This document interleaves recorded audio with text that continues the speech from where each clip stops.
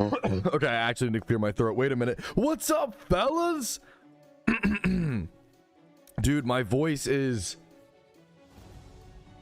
unwarmed up today, so we gotta do a little bit of yapping before we even do the stream recap intro, boys. What's up? What's up? Good morning. How are you doing, dude? Maple Chiefs, Voiceless, Tom, Vincer is out here on his PokeMMO Shiny War type shit grind. Keep it up, dude. What the Heliante is up, Patarino? That's what I'm saying, dude. I was about to ask you the same question. Greetings, what's up, Exalted? How you doing, dude? Ready for our favorite show? Okay, you're too kind. What the fuck? Another fantastic day for PokeMMO. It's a little rainy outside, a little gloomy. Good day to stay inside, play some video games, some video. Dude, good luck to you, Azor, on your Heatran raid. I can't find Entei. Good luck to you, Alexis, on your Entei hunt. I might be joining you today on the Entei hunt. What's up, Pedro? How you doing, dude? Hit us with that do re mi fa sol la ti do, like that. There you go. Can you tell I have never had any singing practice ever in my whole life? It might be hard to tell. Do re mi fa sol la ti do. Can you hear it? Can you hear the complexities of the layering of the Tug Smuggy dropping the prime? What's up, man? Thank you for the support. I hope the content, I hope it's been helpful. I hope it's been, you know, hope the guides have helped out. Welcome to PokeMMO if you're new. If you're a classic veteran and I'm demeaning you in this way, tell me I stink. Happy to have you. Thanks for the sub. Thank you so much, man. Very windy, very... I do love a windy day, honestly. I'm gonna have to take a big fat walk later for sure. Catch me on the fat walk. Okay. What's up, Kankitsu? Good morning, dude. It's been amazing. Dude, that's it's crazy. Like, PokeMMO is so lucky. I'm gonna go on a Glaze rant, but like, PokeMMO is so lucky that we get so many new players. Like, I really do feel like it's one of the secret biggest benefits of PokeMMO is we have the Pokemon IP attached to us, and people see that and want to come try it out. And hopefully, you know, like, we get so many new players, and it's just so we're so lucky because it's so important, man. So thank you for finding the game, Tug Smudgy. Thanks for playing, dude. I'm just honored to hear it. I'm fortunate to hopefully be the guy for some people to help get into the game. You know, I always say I played the game for a long time growing up, and it was really hard to get into the game. Like, it was stupidly difficult. There was no guides, no resources, and it shouldn't be that hard to get into a game like that. You know, if I can make it a bit easier, that's the goal. If I can learn from my own mistakes and hopefully help you guys skip some of those mistakes, that's ideal. All right. Let's get into it, fellas. Hopefully music volumes are okay. 13,000 of 20k steps. Clarko, that's fucking crazy. That's like 20,000 steps is like 200 minutes of walking. That's like 3 hours and 20 minutes of walking. Dude, that's fucking... I respect it, man. That's amazing. The Discord is amazing, and that's just the people there. That's just the community, dude. I'm happy to hear it, Tug. Let me get the... Let's get started, fellas. What do you say? Wait a minute. Rewind. All right.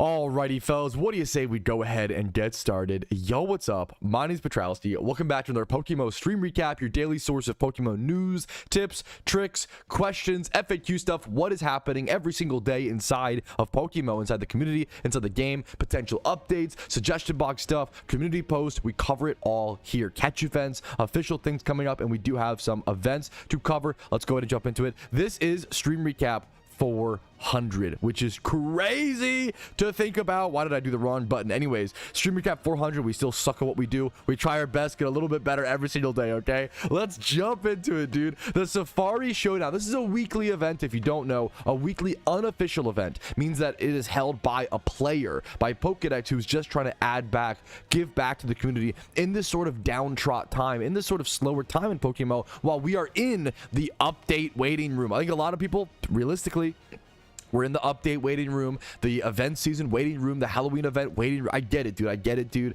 And Pokedex gets it. And that's why he's been hosting a Safari Showdown event every single Saturday, where you do a catch competition, a catching contest, followed up by a raw caught PvP tournament. So you catch Pokemon for an hour, I believe, and then you play PvP with those Pokemon you just caught, which I think is a lot of fun. You don't need to be good at PvP to really participate in this. It's just for the fun of the game and for the kind of that very old school, very traditional Pokemon feeling of just catching wild Pokemon and battling with them. No EV training, no ability changes, like he says, no items, like no IV breeding, no leveling. Like, it's just really raw, fun.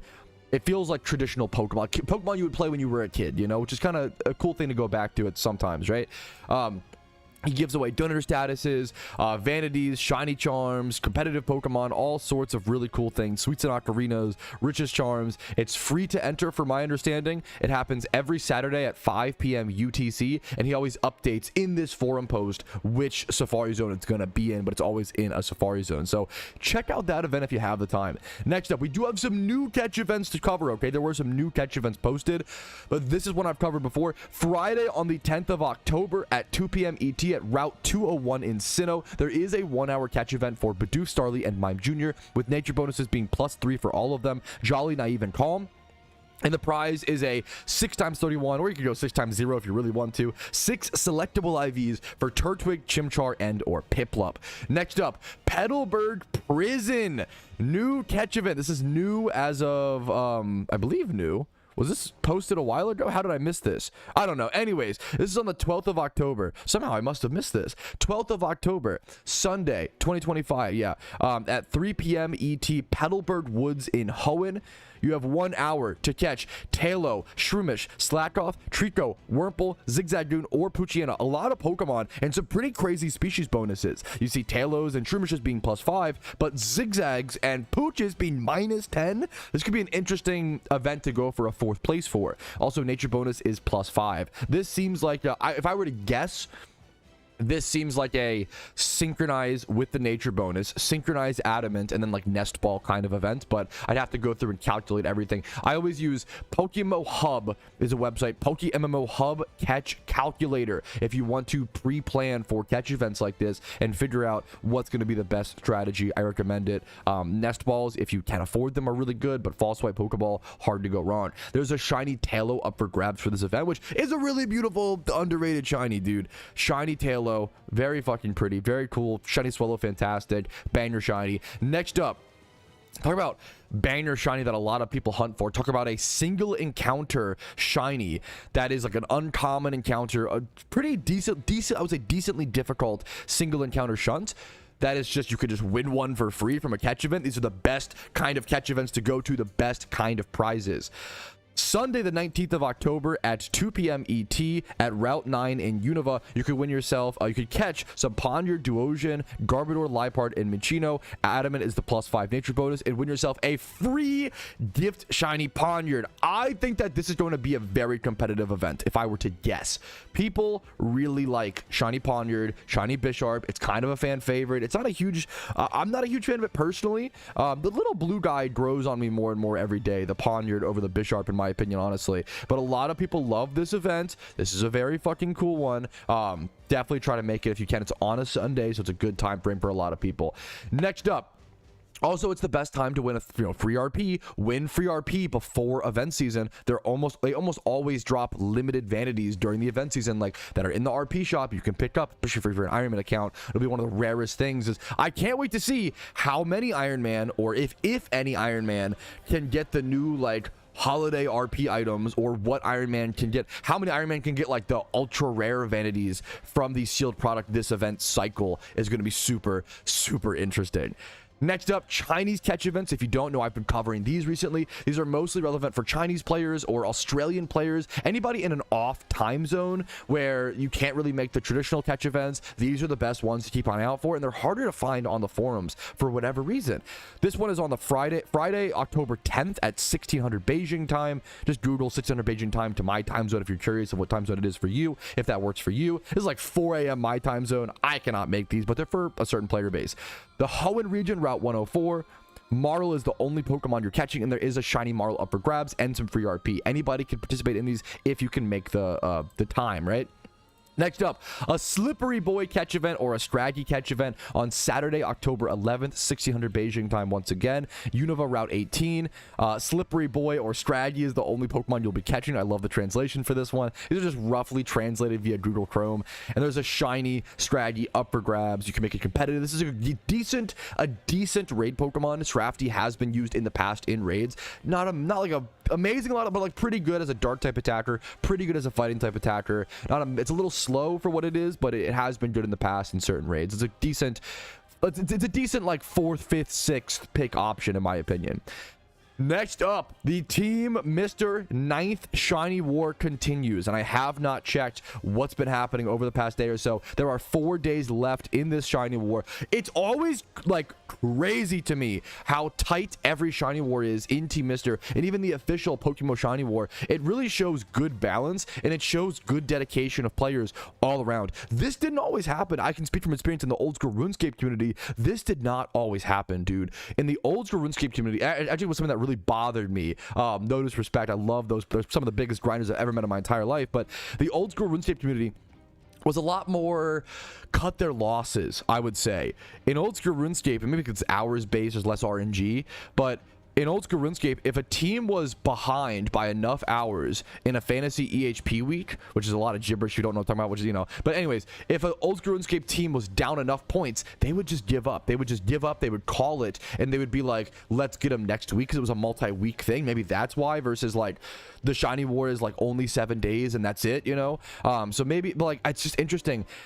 Shiny War always seems so well balanced, whereas I've played competitions like this in other games and they weren't this well balanced. There was always give and take, and there was always like some teams would just give up super early on if they fell behind. You don't see this a lot in PokeMMO, and I do love that. I do absolutely adore that the PokeMMO community never wants to give up, and I had not seen this. This is a live reaction the same way you guys are seeing it. Warwick got a Shalfa Zorua to bring Team Phoebus up to that 11 point gap. I had not seen that. Holy crap. Warwick got a Shalfa Zorua. Congratulations. One of the most beautiful Shalfas you could possibly get. 20 points.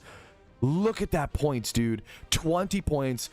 Some amazing shinies have been called. Oh, look at Ninetales getting the Corphish. That almost feels like BM towards Team Corphish to get their mascot as the shiny. I hope it was, man.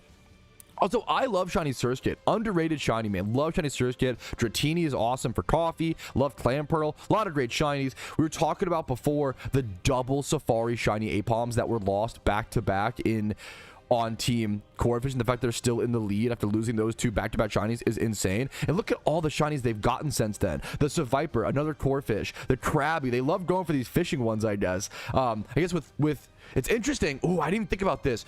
The Shiny War meta probably has changed so much because of chum buckets. I bet you chum buckets fishing is just probably better than single encounters now. No, it depends on, I guess, that's actually kind of insane. That's kind of crazy. Anyways, that makes fishing way more viable, which it hasn't been for a long time in Shiny Wars, so it kind of spices things up a bit. I love Shiny Spoink. Super underrated. Honestly, I've never seen Shiny Sawaddle like this. I'm kind of coming around, dude. Kind of underrated. I don't like the evolutions, but Sawaddle, I like that little mint green it's got on its leaf. A Litwit from Pookie. I love a Frillish from Ginger Match, and look at this. A single encounter Marl. I wonder if this is some point bonus. 7 points. A Marl from Hulk. So really, I love keeping tabs with, even though I'm not playing this Shiny War, I love keeping tabs on it and seeing what's going on and who's getting what. Next up, a more serious post. I'm going to try to twist into a good luck, because I am reaching a point of, I think this post is going to cover it to some extent. I think people do, and I reach this, there's a certain element of fatigue when it comes to fighting the good fight. And if you want to advocate for something in PokeMMO, I love the game. I think taking the game seriously is important, but at the end of the day, it is just a game to some extent, right? To all extent. And I think there's a certain point where you need to like just play the game and have fun and acknowledge that fighting every single day is not something that is healthy in my opinion, but it's up to you. I don't know if you enjoy it, I guess, more power to you. I think it's good to choose your battles and always voice your opinion and fight the fights you feel like you need to, but then move on, in my opinion, is healthier than... For example, I hated when they added mysterious balls, and I've actively outspoken against that. I really don't like mysterious balls, right? Imagine if every single day I just came on stream and talked about how much I dislike mysterious balls. That would be lame. Why not? At a certain point, you've got to just accept they're in the game, they're here, they're not going anywhere. Let's play the game that you do love. It's one flaw. You can't focus on the negatives every single day. In a world full of positives, in a world full of beauty. Yes, there are negatives. Yes, there's positives. You got to choose your fights, choose your battles. But let's talk about this post by Alice, who has been putting a lot of effort and earnesty and love into the Pokemon community recently, in my personal opinion. The power of community is the title of this post. If one opposes you, 2 will throw rocks at a person. If there are 2, 4 will throw rocks. If there are 4, then 8 will. If there's 1,000, then the entire village will fight back. Right? Question mark. I don't know this reference, but hell yeah. As a community, our strength lies in our numbers. And recently I wrote a thread about communication. I already covered this thread in a previous stream recap called like we got to talk about it. I think most people who saw this said, I hope it worked, but we don't expect much, and there isn't really much we can do. I hope he's about to say like how defeatist this mentality is and how unhealthy this mentality is. I think this idea, however, gets contradicted when you have the whole community fighting back against temporary incubators and the delay of Shiny War. I see this as an example of our voices being heard. Yes, we have active examples. Some of the first times in PokeMMO history, we as a community stopped updates, and we as a community were like, hey, developers, we really don't like this. And they were like, oh shit, let's pause. And like, that's never really happened before until like this past year, which is like, communication's getting better. It is getting, but we have to see that, right? I don't see how these examples wouldn't give anyone hope. Yes, bro, fucking fight the good fight, Alice. Let's go. I think if we use our numbers as a community, we can potentially be heard. I think if you are a developer, you do in fact care about your player base. Absolutely, you have to, dude, right? Like, we can do this correctly. You don't have to, but it's hard not to some extent. We can be heard, and we can get something we want, and perhaps better the game as a result. I do think using the forums to communicate is effective. I think the devs do read like all the forums, like a lot of it, if not most of it. I do not think there is I do not think there has been a serious movement. I kind of agree, and I you know what, I think there's even a good critique to be made that I'm not doing enough. I think there is a good critique. I come on and I talk every day and I facilitate the discussion. And to be fair, I have hosted riots. I've done some things in game, but I could do more things. And to be fair, that's what I'm trying to move in that direction of more organized, more organized. Rebellion sounds so edgy, but more organized. Protesting, more organized protesting. If they add temporary incubators, for example, I've talked about, I am gonna take a 1 week like what's it called, boycott, like break from the game. That's just a personal choice. If you guys want to do that alongside me, I would greatly appreciate it. I think that shows the numbers, but I think the #1 English speaking Pokemon content creator actively boycotting the game for a week alongside the community, some people have said that it won't be that effective. I think it really shows. It shows them how many people are serious about it, and it shows them how many people will stop playing the game if they continue to put out what we think are bad updates for the game, right? I think it does. Voting with your wallet is probably one of the most impactful things you can do. I think when you start saying things like, oh, these things don't work or they aren't effective, I think we're diminishing our power and victimizing ourselves in a way that I don't think is in my personal opinion, is not true. Okay, let's finish reading his post though. So maybe we should make one, and if people opt in, it doesn't work, well then fuck it, we tried, I guess. Yeah, based, I respect it, dude. What should we want? Well, there's a lot of concerns / inquiries that haven't been addressed over the years. Yeah, absolutely. Wishing stones being a big one. We have no idea what development thinks about the state of the game. Box trading, alpha market, egging, and insert feature here that I can think of. I imagine there's a lot of questions that need to be answered. Yep, absolutely. So we can get a dialogue going and try to see eye to eye. I think the most appropriate thing we could try to work towards is encouraging the developers to do an AMA on the forums. If we want to have a dialogue about the state of the game, I think this is the first step. We have a lot of questions, we want answers, so we're trying to figure out what's going on to get a dialogue going here.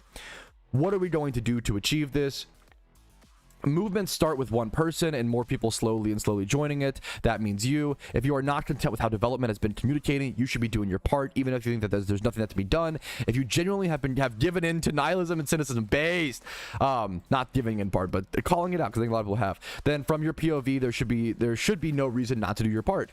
It's not like you have to do much and you don't really have anything to lose. We have everything to gain from organizing in such a way. We should try to make something happen. I would rather die trying and regret that. That based, unbelievably true. So what the plan is, it's a very, I think this, it sounds minuscule, but I think it's a very small, reasonable, peaceful protest, okay? What Alice wants to organize is changing your profile picture on the forums to the Mad Turtle. That's all this is, which I think is kind of, you know, cute, but I think it is kind of effective, man. People, we underestimate how effective social waves and just getting people talking about things is. When development sees the forums, they should see a bunch of mad turtles staring back at them. I think the mad turtle communicates just exactly how unhappy we are, and we need to show it. Avoid getting distracted. Now, this is the one point I think I do kind of disagree on. Let's talk about this. Avoid getting distracted. I tend to notice that we can work together on things such as temporary incubators and the shiny delay, but either people's feelings... Thank you for the super chat, bro. Thank you so much. People's feelings die down, or we get distracted on stupid such as foot pedals. Okay, that's kind of based. This shouldn't be something that just blows over. It's a give and a take. It should be something that we have in the back of our mind, but you can't solve the world every day, and you can't, you know, you got to live your life and have fun and enjoy. I think sometimes we get too stuck on trying to do, we got to enjoy ourselves. We need to keep at it even during the event season. I don't agree with. I think I've said I would love to host a riot in game, a protest in game. If they don't nerf alphas or adjust the market in some way this event season update patch in February, in March, I'm going to be rioting. I'm going to be protesting in game, maybe even like long term. We'll have to see. But I want to give them a chance. I want to give them an opportunity to actually make the changes aside from just getting mad right away, right? If it'll really make you angry, allow me to remind you that you need, when you distract by something, you're basically this one who matches the, watches the mainstream media, today's modern elites. I think this is a little too much in my opinion, but that's just me. Constant discussion. Once again, I think I disagree about every day we should be posting about things we want to hear. I think this is exhausting. I think this is too much. I think this is unreasonable for the average person. I think it's important to talk about things maybe like every other week or every month, like once a month. If you have a problem with something in PokeMMO, I think discussing it once a month, calling all the problems, making a video on it, you know, moving on is important. I don't think you can be complaining about something every day and expect meaningful change. In my opinion, it actually devalues the, it's kind of like the boy who cried wolf. Imagine you're a developer and imagine the player base is complaining every day about something else, right? Like that's what happens in PokeMMO is every single day we complain about something else, and it puts a bad taste in the developer's mouth where it's like, okay, well, which problems are real, which aren't, because there's always something to complain. There will always be something to complain about. So we have to choose our battles and figure out what is the best thing to really fight over, give it a solid week of fighting, and then move on and come back to it if you want to, but you gotta go in waves. I disagree with this in a lot of ways, but let's read the whole post.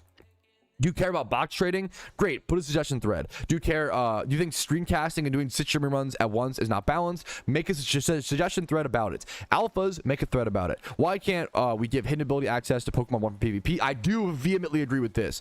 I don't know, but we should be posting about this as well. Whatever it is you care about, we should not be silent. I agree. We need to be actively talking about these issues. The idea is to be as loud and vocal as it's a balance, in my opinion. I wouldn't say as loud as vocal as possible, but it's a balance. Leave your gameplay experience in the suggestion box. The FAQ in the game basically asks you to do this. If the development is telling you to do this and they're activating the forums, then this matters. If you care about box trading, egging, alphas, screencasts, okay, this is all the same. Yes. Based. I really cannot stress this enough that it's better to do something than nothing. Absolutely. I think these are the best actions we could take. Sure, I know Alice disagrees with the boycotting stuff, which I respect. I personally believe in it, but I totally get it. It's a valid opinion to not think it'll be effective. I don't think it's really going to make the dent that we expect it will. I don't think boycotting the game for a week is going to do anything. Once again, I personally think that boycotting the game for a week shows more impact than changing the profile picture on the forums, but it's harder to do, and I get that. I think if people, especially like people don't spend money on RP or don't or even just seeing their player base. The devs see their player base numbers. If the player base, let's say PokeMMO gets, we don't know these numbers, but let's guesstimate. Let's say PokeMMO has 50,000 concurrent players, okay, worldwide, not just English and not just US gamers, right? If we could get 10,000 people to abstain from the game, which I think we can do in my community, if we could get 10,000 people to take a break from the game for 1 week, that's that's 20% of the game's player base. That would be a fucking huge hit, bro. If any other company was like, we just lost 20% of our customers in a week, and obviously they'll come back, but like that's really concerning that they have this we have the power over them. Like as the consumer literally has all the power over the you know, the what's it called, the product. We just have to have self-control and willpower and actually like choose what we vote with our wallet and choose what we buy and choose these things, right? If you're mad about something, just vote with your wallet. You can only use as much as one person, but if we as a collective can really do it, it can cause a lot. It can cause a lot of ruckus and show a lot of power that we have, right? We need a lot. Okay, let's go to we need a lot of people to agree and opt in for that to be effective. I totally agree. I do think, I could be wrong, not to like assume too much power of myself. I know I'm just a niche stepping stone in PokeMMO for a temporary period of time, but I do think that the most popular English-speaking content creator stopping playing the game for a week sends a strong message. I think if that happened in any other game, I think it would be a really, really big deal. I have to make sure my wants and desires are very clear when I do that, though. I think you can't ask for too many things. I think I'll make a post if I do it. It will basically be, I don't want temporary incubators. I don't want shiny hunting to be buffed by hundreds of % in one update, and then something along the lines of, I want a dev blog post. I want a dev blog post at least like once every 3 months, just giving us some direction, hopefully once a month, some idea of what are the devs thinking. I want to know what the devs are all of us want to know what the developers are thinking, right? Much longer than a week. I couldn't disagree with this. I think, once again, cutting off a company's a week of, imagine if you lost a week of revenue. Imagine if you lost 20% of a week of your revenue. That would fucking hit really hard, dude. I think boycotting works more than people realize, but it's really hard to do because you have to like I think it's a harder thing to do, but I think it's powerful and better. Not particularly people who just don't care for many reasons. Of course, if you can just get 20% or 10% of the player base, it's a big hit in my opinion. If I was a developer and you told me to book it for a week, I would wait a week for it to blow over. It's only a week. A week goes by pretty quickly. It's explained why I disagree with this, but I'm going to keep reading. All those developers put out the event season and suddenly, whoa, nobody cares anymore. Surprise, Pikachu PNG. Our main weapon isn't our wallet anymore. It's our voice. I think this is, I disagree with this so much. I personally, you've heard my reasons. I'm not going to go over and over and over again. I think it's the total opposite. I think voices and words are very powerful. Don't get me wrong, but your actions are more powerful than words. Are we really arguing the opposite? Like, in my opinion, I think it's always, yeah. Words are still powerful. Don't get me wrong, but our voices have always been pretty effective. My gun to head take is that if the community likes temporary incubators, they'd be in the game by now. Absolutely. They're not in the game, so our clear message was partially received on that front. I think it can be argued that apathy, nihilism, and cynicism that is in the community is maintained as a divide. I couldn't agree with this more. That players, and I don't even, to some extent, I don't blame them. I've been playing Pokemon since 2013, but I've been on and off, and I've taken breaks. If you've played this game since 2013, no breaks, you probably do develop a sense of apathy and a sense of nihilism of like, fuck man, like I've been here for so long, I haven't seen the certain changes that I've wanted to see. Like, I get it, but you have to, it's an emotional response that you have to logically check and fight against. It is illogical to be apathetic and nihilist and cynical to this degree. It is emotionally, it makes sense and it's valid, but it is illogical and it prevents your own achieving the goals that you want to achieve.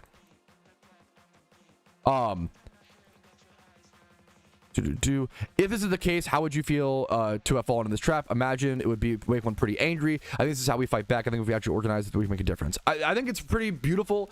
I think it's crazy. Like, I respect LSA so much. Like, the community is talking more than we're getting better and better. There are bright sides.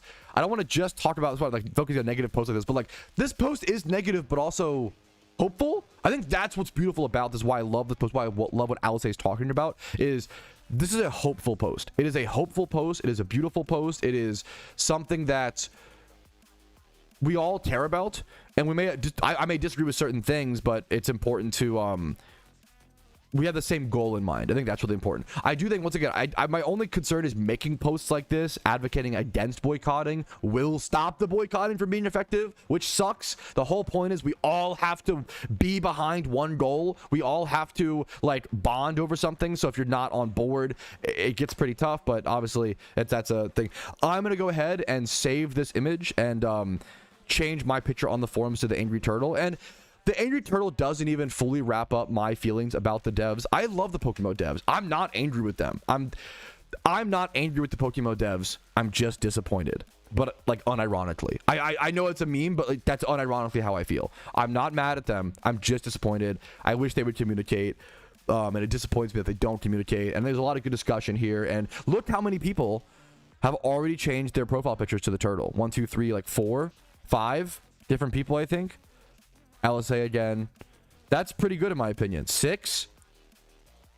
Angry Turtle. I think this is a good, peaceful mini protest. I do think that the boycott will be more effective, and I will see you guys if that happens. That's only if temporary incubators come around, in my opinion. That's where we're at. So thanks for listening. I'm hopeful for the game. This should be a hopeful thing. This should be the community is getting together. We're working together. We're communicating. We're trying to solve the problems of the game. And I want us to do that, but I also want us to have fun. I also want us to enjoy the game and highlight the positives.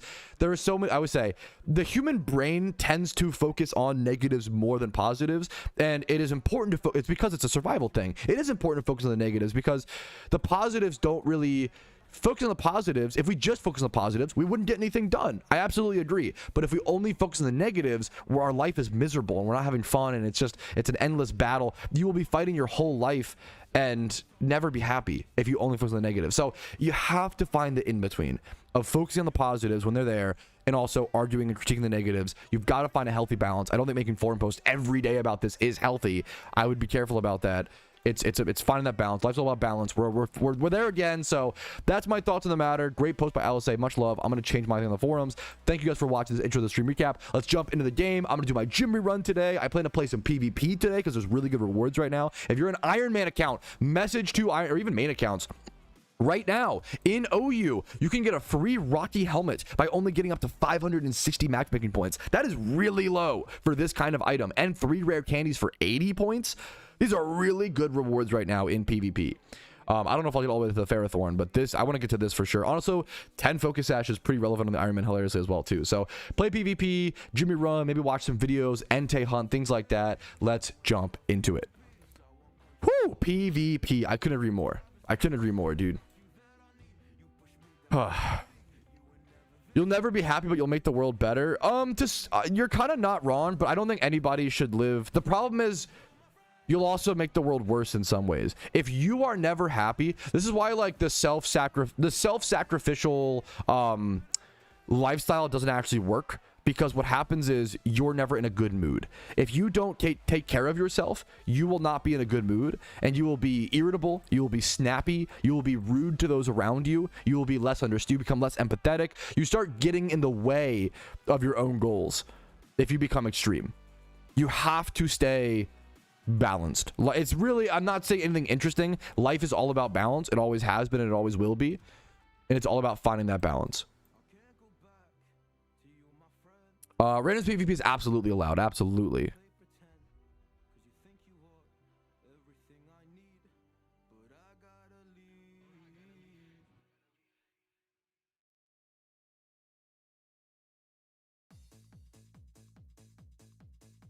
Live will be happy all the time. Can you clip where I said that? Because nobody said that. Not to like. Obviously yes. The problem is I'm arguing for, I don't know, I'm arguing for balance, and I feel like I'm in a world where like I'm like, hey guys, let's all be reasonable and be balanced, and everybody's like, no, I want to go to one of the extremes or the other. Patrouski, fuck you. It's like, what are we doing? Why? How are we? I'm saying like literally the most non-confrontational, like I'm not saying anything that should ever be argued against. Yeah, I don't understand. It's like crazy. I feel like yeah. F? I don't think we effed. And we should improve life somewhat. Yeah, that's like what yeah, it's like I'm saying that and someone's like, no, dude, like we should improve it a lot. It's like, bro, god damn, we gotta, yeah. That's fucking awesome, Bullets. Congratulations, dude. Balance myself, not arguing, lol. But that your sentence doesn't, okay. I didn't take it like that in the response to the conversation, but whatever, sure. And then the lol is like so. Come on, man, do better. I mean, this is unironically a good analogy. If we never helped the homeless, they would die. It sounds morbid. This is how you should treat your customers that are quote unquote dying from disinterest. Maybe a weird analogy, but so I agree with you. But anyone who's ever dealt with homelessness, you understand. you want to help. I want to help as many homeless people as possible, but you also can't live your, nobody lives their whole life helping every homeless person possible, right? Like, this is the, you can't, because you'll be fucking miserable. You can't give every penny you have to, like, it's a level of balance. Okay, I feel like we enter this we enter a level of, like, you want to help as many people as possible, but you also have to take care of yourself. It's really basic. This is like really balanced stuff, right? That's the it's a balance of, yeah. Question mark we want to put in. I don't know if it's just hard. It's really hard to be balanced in the current, we live in a society, Joker emoji.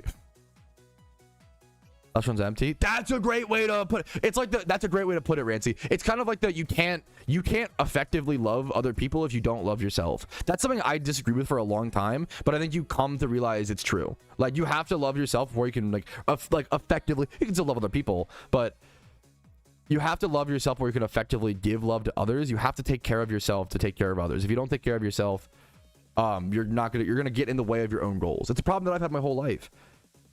But I feel like people view it as virtuous.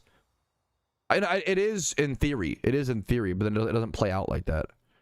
That's tough, Clark. Good luck to you, man. PokeMMO needs a community manager, and they need a what's it called? Cleaning and work, yeah. That's what it needs. Yeah, something. Yeah, Dunning-Kruger. Yeah, what's the buzzwords? Yeah, Occam's razor. Something. I'm very smart. Yeah.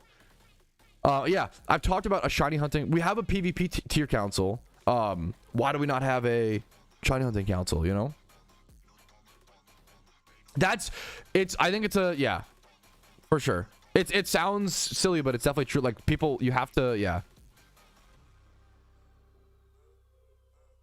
You have to love yourself. You have to take care of yourself, or like long term, you won't be able to take care of others. You will prevent your ability. Anyway, we're getting distracted. We're talking fucking philosophy instead of playing PokeMMO. Okay, so let me jump into things. I really do want to play some PvP today, fellas. I'm gonna be so real. I'm gonna be so fucking real. Alrighty, fellas. I am in the mood for some Iron Man OU PvP today. There are some amazing rewards right now, so I'm gonna be on a little bit of a reward hunt. Okay, I can get 3 rare candies with 80 matchmaking points and a Rocky helmet at 560. I have not played PvP in a little bit. I feel like all of my skills that I had developed are gone. It's like that, you know. I was getting pretty decent in practicing, and I feel like now I don't know anymore. So let's this team is pretty good against me. I've had historically problems against Starmie. My team has a hard time answering Starmie. And Scizor, it depends. How do I want to lead here? I don't think this is Trick Room. They have the Sableye to maybe set screens. Do I want to go I think I do want to go Rocks here. I think Rocks is super important here. We are not Sash on this, though, is my only concern, but Garchomp should outspeed everything. I think going for Rocks. We are against another Iron Man? Oh, okay. Wow. Iron Kurt. Okay. What are the odds the fellow Iron Man also has 31 speed Jolly Garchomp? This is actually so tough. This is actually so... Do I Dragon Claw here? Do I Stealth Rock? I want to go for the Rocks, potentially. He is faster. That's a speed tie. Or he's Scarfed. He could be Scarfed. The Draco Meteor. He's either Scarfed or he won the speed tie. He might just be Starved. There's a good chance he's Starved. Yes, I'll be playing the entire Halloween event on the Iron Man account. So in this situation, I can pretty safely go my Pelipper. He might think I have Ice Beam here, but I'm pretty darn sure I just turn.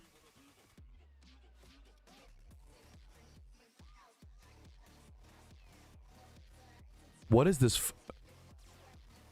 This guy is... He's an Iron Man with rough skin Garchomp? I don't even have that, dude. What the hell? Wow. Okay, this guy has put some effort into his PvP team. It's a very cool team.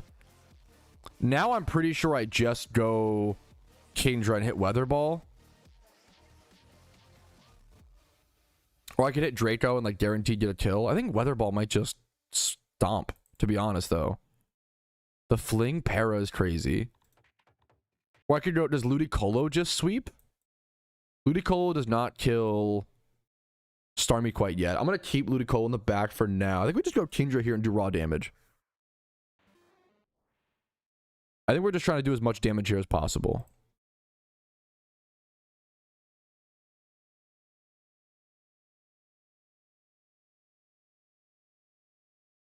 This is impressive, dude. Guy is a very cool team.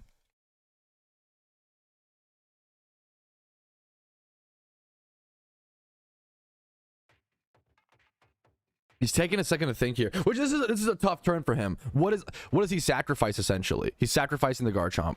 It will die there. Okay, beautiful. He's sacking the Garchomp. I don't know if he thought it was a potential it lives or... I think it makes sense. Sableye comes in. I cannot one-shot the Sableye. There's no shot. I'm going to try to hopefully two-shot it. He's going to set up a light stream with Prankster. Well played. I can go Kabuto. Through light screen? 88.5% through light screen? What the fuck? This guy has paralyzes for days. Holy shit. That's fine. That's fine. I'm just trying to get as much damage as possible from my Kingdra and like kind of let it go down. His Dragonite comes in. Good time to bring in Dragonite. So I think, so he obviously could go for a D-Dance here and really start to get really fucking scary. How many turns of rain do I have? Does Ludicolo, does Ice Beam Ludicolo, does Swift Swim Ludicolo outspeed? I'm not timid, right? Do I outspeed D-Knight after one D-Dance? I think I do, correct? What are the odds he just Draco Meteors here like a psycho? I think he D-Dances. What are the odds he's banded? I really hope he's not banded here. He's a demon. He's a fucking demon. Well played, man. Well played. Ah, God. Well played, well played, well played. So now I can either... Oh, well played. I could go Zapdos. Because Zapdos is not doing like a ton. Zapdos is not doing a ton here. I kind of like Zapdos here. I don't think Stone Edge kills pre-multiscale proc.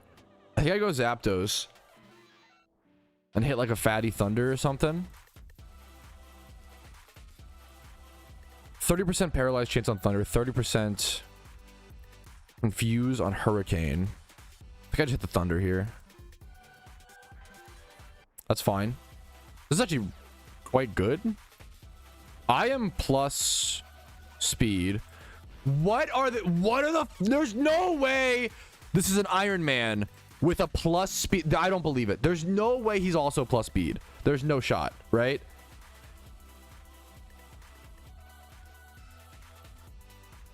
Okay, I'm faster, but I am minus Spadef, I think. Is he tanky? Is he tanky? What is this damage? Is he Specs? I should still win this matchup.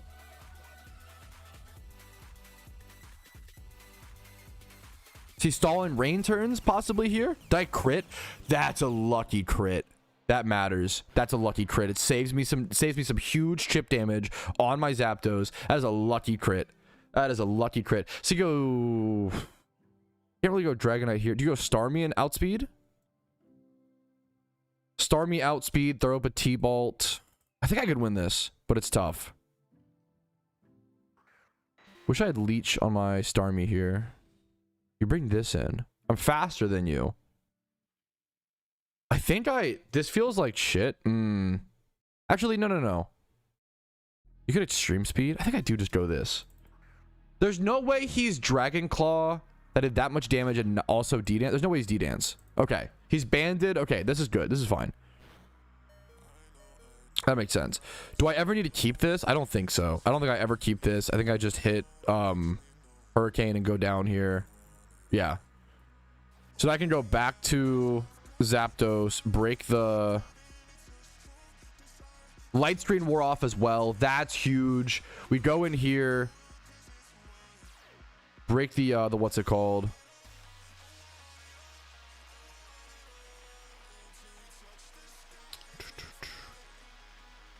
Go for Thunder here. I'm mostly trying to break the multi-scale. Could do a lot. Does that kill me? That's a little unfortunate, but I think it's the best play here. Now, I think I go Kingdra now. I don't go Kabutops yet, do I? I think he's banded. Do I go Kabutops and go for like an SD, like a demon? No, I don't think so. I don't think I ever do that. I have to also hit the Stone Edge.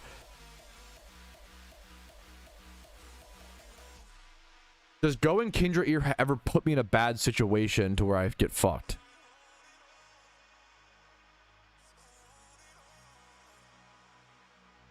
This is tough. I think I go tops here.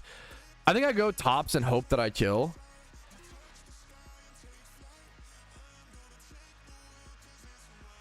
But I have to hit the edge. This is a tough play. Does he go for the switch here?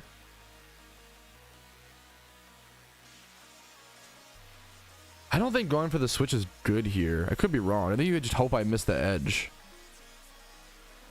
You tank this fine, but I outspeed you afterwards. I'm getting free chip on your Starmie. You don't have priority. I don't think this is right. I could be wrong. What's up, Cole Walls? Good morning, dude. I just did a second edge.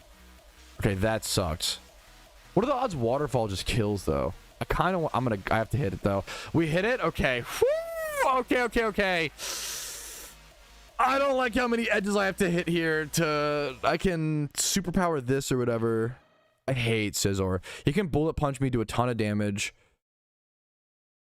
Is he gonna reset extreme speed on his... Reset his band to like extreme speed? He bullet punches and does a lot of damage. Do I super first?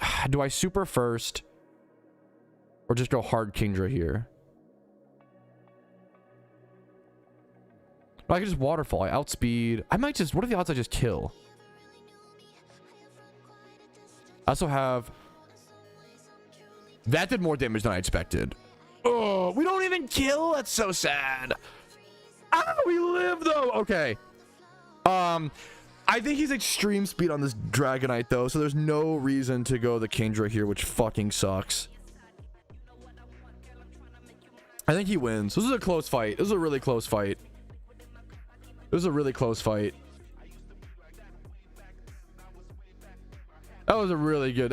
good game. Do I really hit Draco here? That feels like shit. Do I just hit Weather? I think I just hit Weather underwater and hope under rain and hope that I do yeah. No, the rain wears out. I should have hit Draco. I think this is over anyway. I think I win this game by hitting Draco here and then hoping that... But D-Claw kills me anyway. I shouldn't have clicked Weather Ball there. That was a mistake. I think I should... Draco Meteor here and then hope to crit next turn. Yeah, thank you so much, Clarko. Yes, thank you. Yeah, I fucked up. That's fine. I lose here anyway to the D-Claw. Yeah, GG, dude. My opponent played really well. Really good team. GG's. I'm pretty happy with that game. One back. We gotta get back in the swing of things. It was my first PvP game in a while. Well played to Iron Courage, dude. He had really good resources on his team with that rough skin Garchomp and probably multi-scale, I assume, Dragonite. Yeah, a lot of people may not be used to watching me play PvP, but guys, backseating, cringe. I'm gonna time you out. Backseating, negative, being like, oh, the game's already over. Like, what are you doing, Patrouski? Like, guys, I'm playing PvP. I'm having fun. It's not all about winning. It's not all about playing the best possible. We're here to have fun. Yeah, thank you so much, Clarko. Any like obnoxious behavior like that, you're gonna get 10-minute timed out. I love you all very much, but it's just not. Yeah, player. Thank you so much, man. I appreciate it. And I get it. There is a human urge. I get it, dude. Find out a poop is that bad. A poop? I think it's fine. Little weird. But not as bad as backseating, I'll say. All right, here is game number 2, fellas. We're jumping into it, hoping to win some rewards today on the Ironman account, at least like work towards that rare candy. Are we against the Rain Mirror match? I infamously lose to the Rain Mirror match constantly, dude. Oh no, I almost always lose this. This is tough. I almost always lose this. It's so tough for me. My a lot of other Kingdras go timid. We have a lot of problems against that. And just better resources. Maybe this is an Iron Man as well, though, because we see the Garchomp. Usually that would be an Excadrill. How do I want to go the... You almost never, when I'm trying to learn to get better at, you almost never want to set your own rain against the rain mirror match. I'm going to go my own Garchomp. The problem is, if he goes his Garchomp, I just like lose. Like I don't have, the fact that I don't have Sash, I can't really afford Sashes. The fact that I'm not Excadrill, it's one of those situations.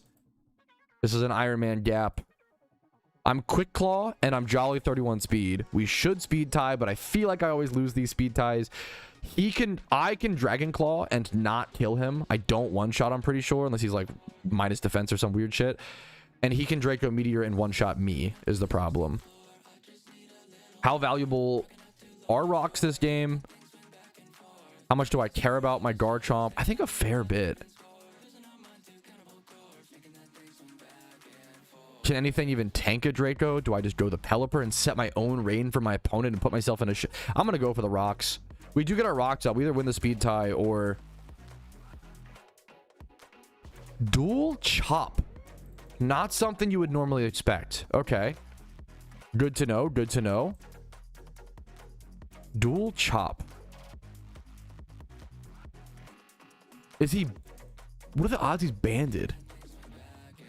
I think I have to do this. My team needs rain like even worse than his team. I think I just go this in turn. This shouldn't kill me. It should do a fair bit of damage though. Yeah. Turn, rough skin chip as well. Yep. We go this and then we just have to go this. So we go Ludicolo. It's very obvious that we threaten Ice Beam. Extremely obvious. My opponent should switch. He moved very quickly though. But he should switch here. What do you switch in here into an Ice Beam? Do you go Kingdra? Do you go Crawdaunt? Do you go Ferrothorn? What do you think we go here, chat? What do they go, right? Crawdaunt is slower, I think, than Ludicolo still, so I don't think you would go that. Kingdra tanks it fine. He moves so quickly, which worries me. He should switch here 1000%, but I don't know if he does, which really scares me. So I'm just gonna hit Ice Beam. Okay. Sure. This is fine. I was just worried. Yeah, this is fine. Tons of damage still. Very happy with this. Because he moved so quickly, it concerned me as it wouldn't be a switch. Now, do I just Ice Beam again? Do I Giga for the chip? Does he sack this truly? Does he go to a different mon? I think he's just sacking this. I'm going to go for the Giga. Once again, because he moves so quickly, sometimes you want to factor in how fast your opponent moves, but sometimes they just switch really quick, so it depends.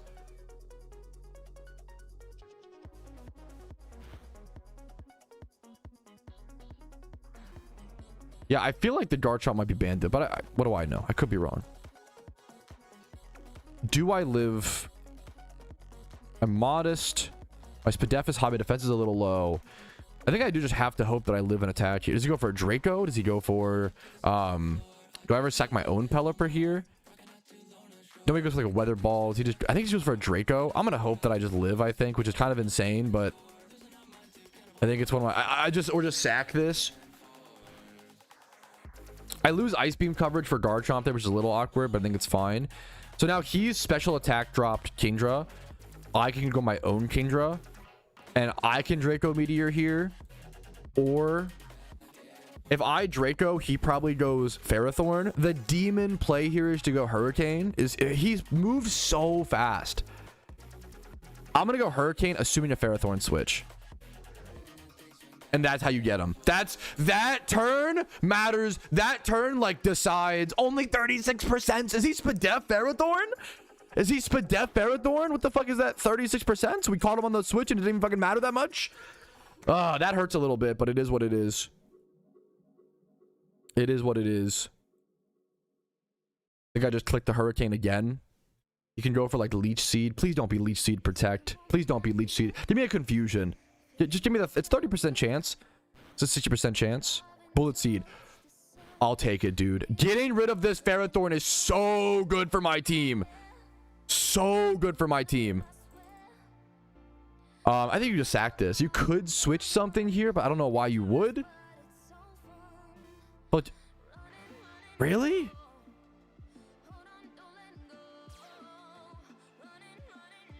Wow, he's really valuing his Ferrothorn. Okay, is this tanky Zapdos as well? Fuck, dude. Oh, it's not very effective. Okay, okay. Okay, Confusion. We're so lucky. We're talented. We're lucky. Now, he probably goes for a Thunder. The fact that I'm minus Spadef is kind of tough on my own Zapdos. How much do I value keeping this Kingdra tanky? Does he have any priority on his team? I don't think so. This could have Aqua Jet, but that's fine. We're like 4 times resist to it. I'm gonna stall one more turn here. He could be already getting chip damage. He could hit in the Confusion, right? I'm hoping that something happens and then I can switch. Then I can switch into Pelipper. We're so lucky. It's a talent thing, definitely not luck, guys. And now I can go Pelipper here for free. Get Rain back up. Yeah, that's why like normally you wouldn't stall on that turn, but because weather was on turn 7, snapped out, valid. Yeah, that's what we're sacking that's totally fine. And now I get to go back into my Kingdra, I think.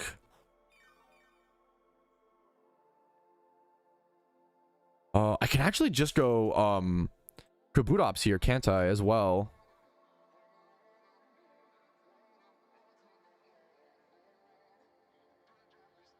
Or this is tough. I'm scared to hit like Weather Ball into his Kingdra. And it'd be 4 times resist. How much did I do with my Hurricane? Did my Hurricane kill? My Hurricane kills. I think I go Hurricane here crazily. I think I go Wait, this is a crazy play, but I think it's right. I could also go Draco Meteor here because, okay, yes, because of the Ferrothorn switch being a possibility, and we still kill oh my, I fucking love Hurricane. I love it on Kingdra, dude.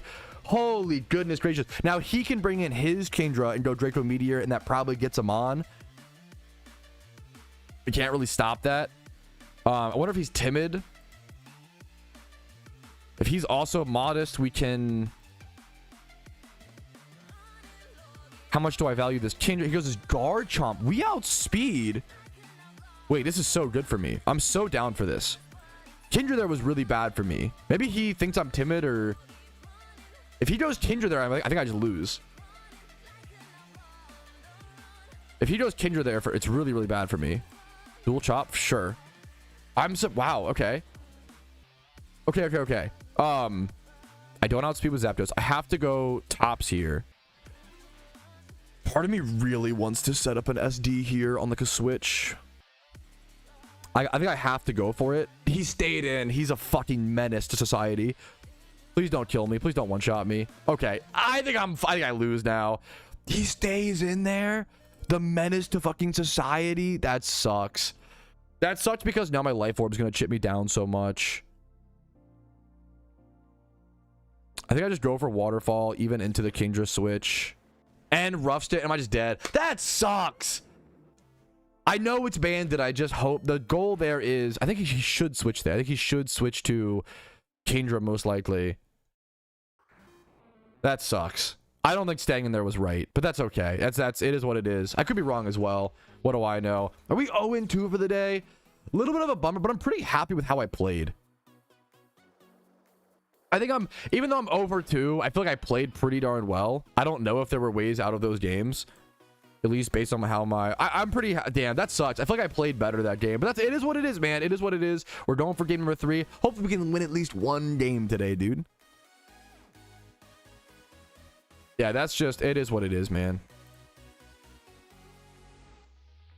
3rd time's a charm.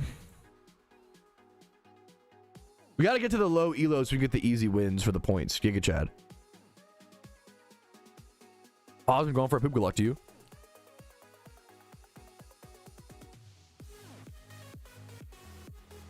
British game? What? Huh? What? My Garchomp is Jolly. My Garchomp is Jolly. I feel like his was Adamant. What's it called? Okay. Alert British redeem. Wait, did someone... I'll do it after the game. I feel like that's...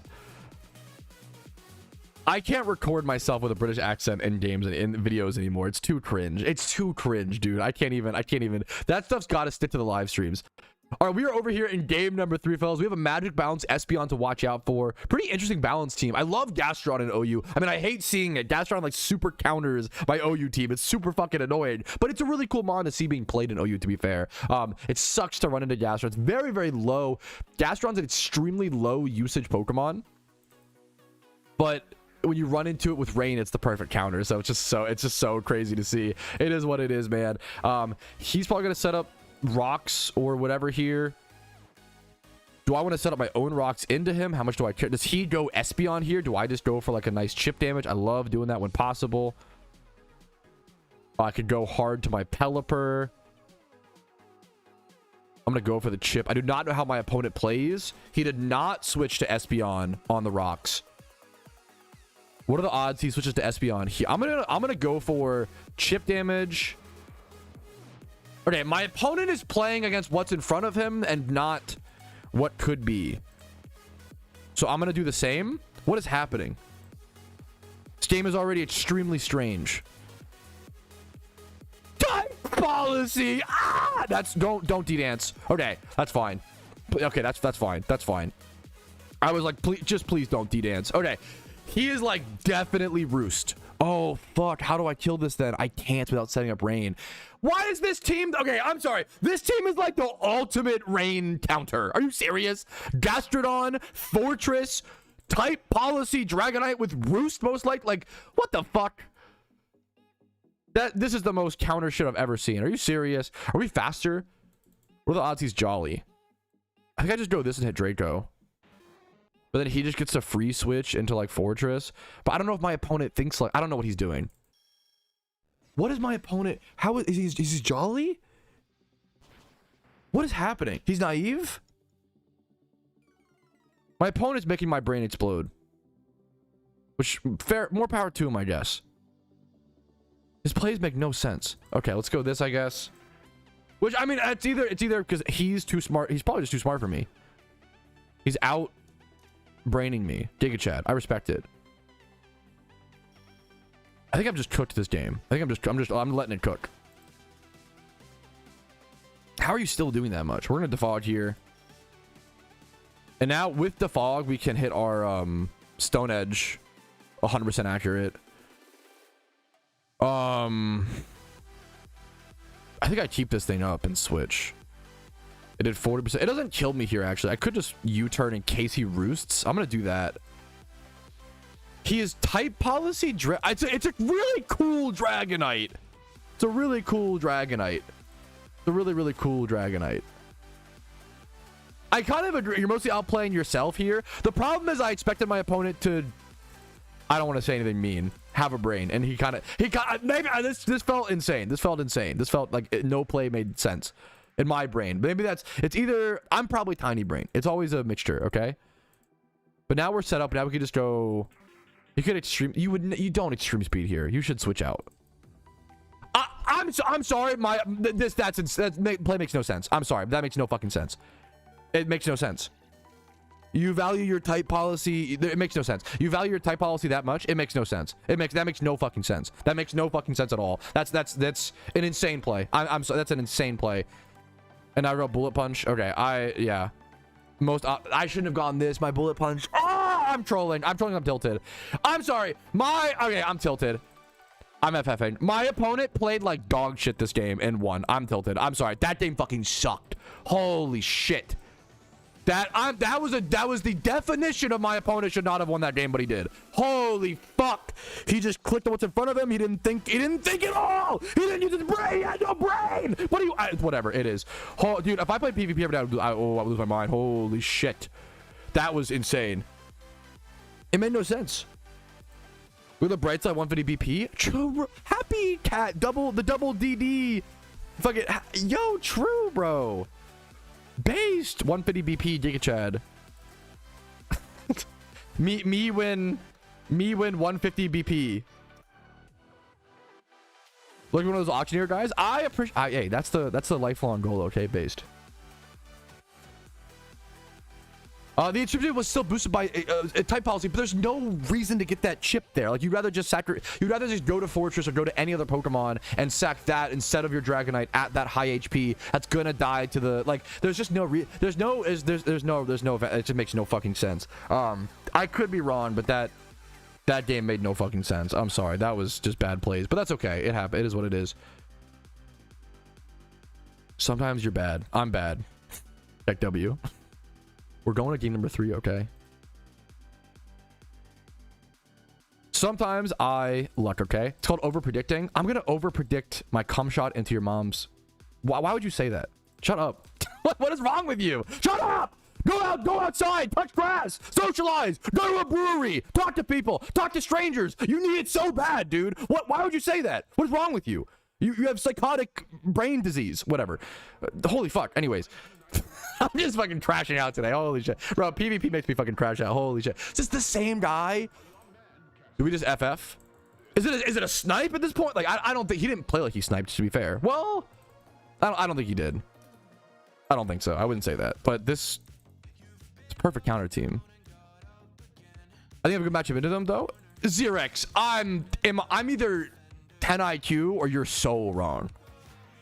The Rain has a good matchup into Gastrodon. What are you talking about? It's like literally the #1 counter to Rain in the whole, like.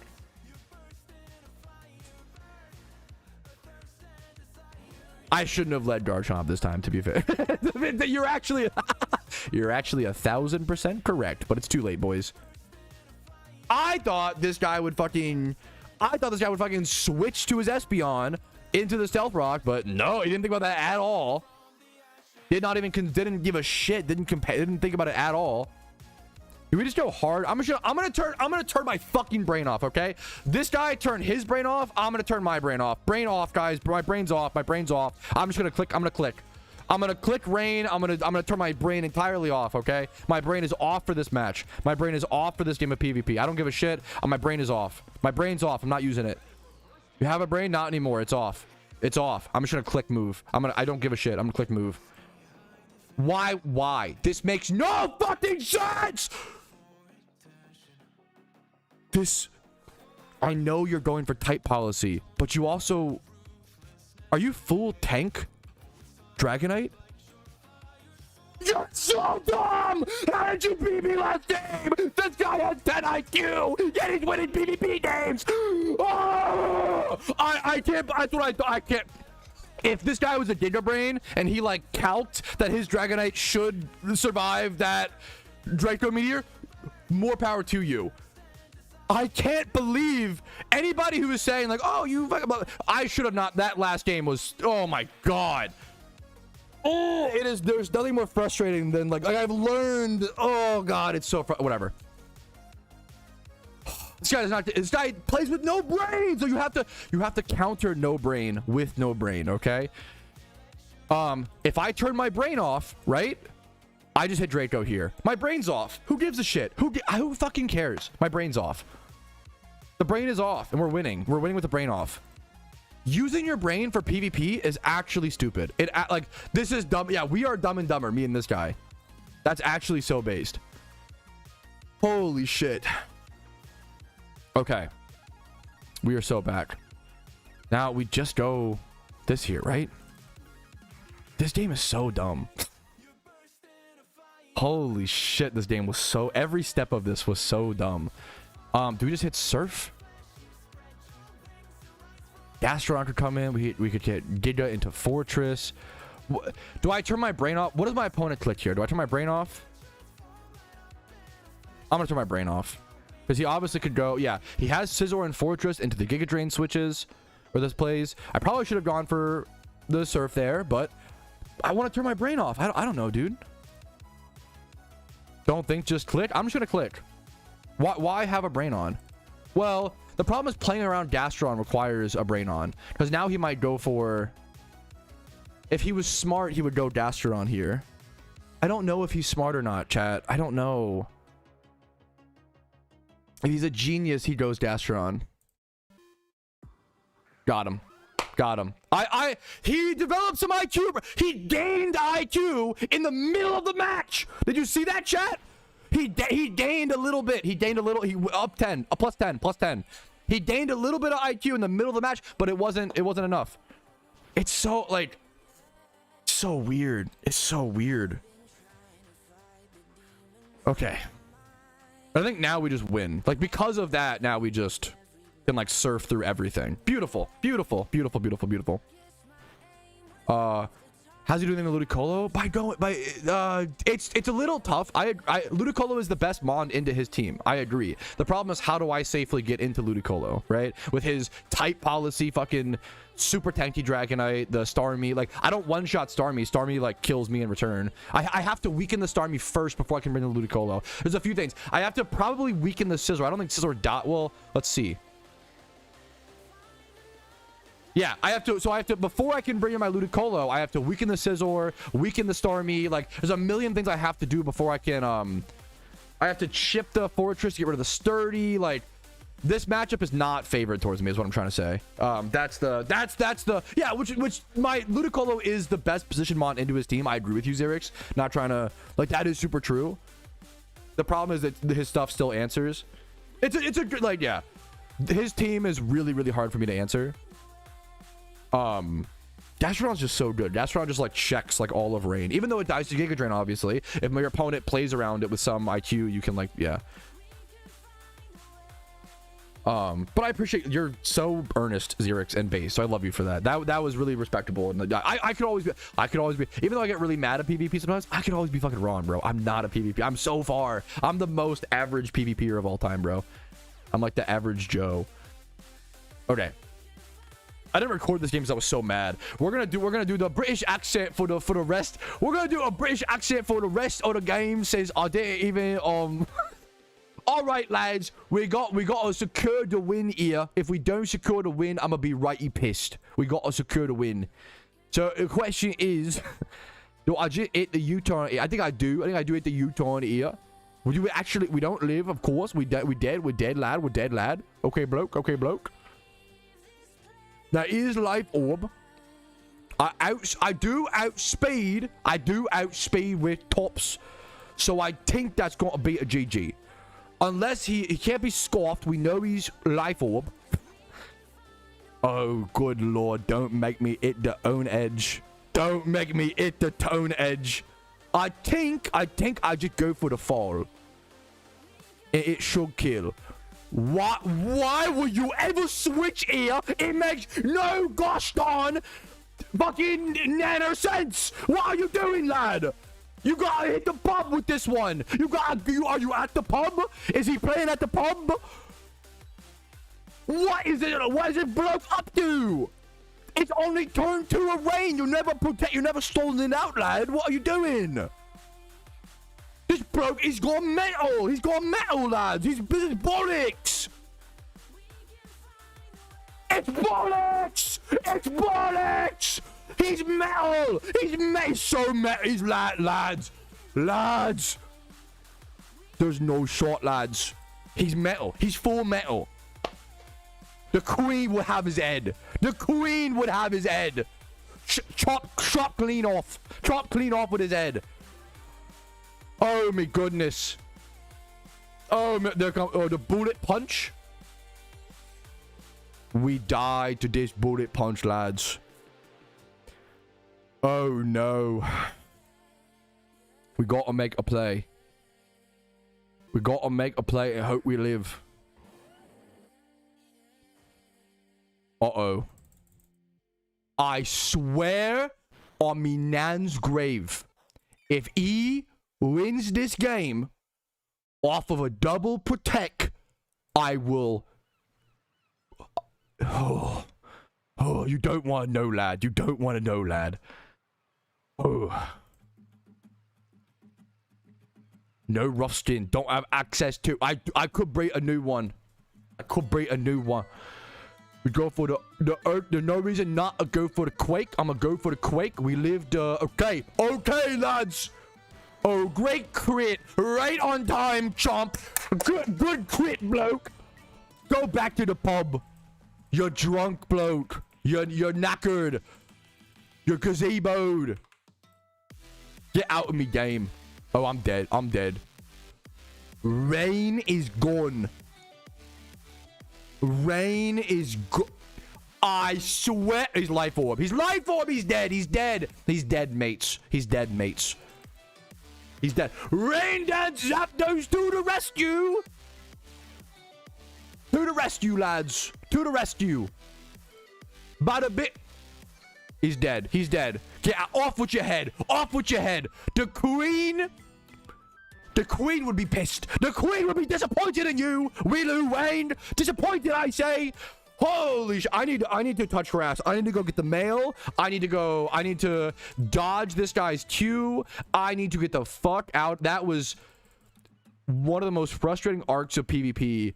I need to go. I'm gonna go get the mail. I'm gonna touch grass. I'm gonna be right back. That win felt so righteous, so needed. Could you imagine if I lost it? I would have. Oh, I'm gonna be right back, boys. Seeing the line of going for the double protect for the win is actually like, my opponent was 2,000 IQ sometimes, and then 2 IQ and that's the hardest opponent to play against. I'm gonna be right back.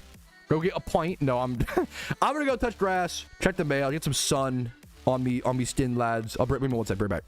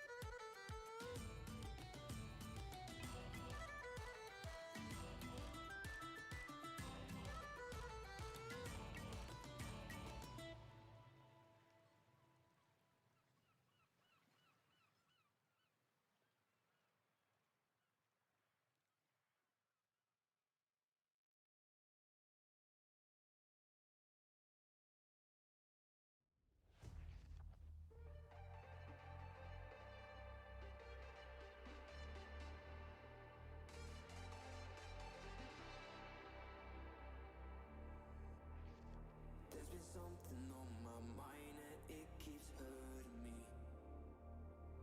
You've been treating me like I have been your enemy. You are something I don't want to have. A million problems inside of my head. This is something I cannot forget. Another one. You're a needle in my.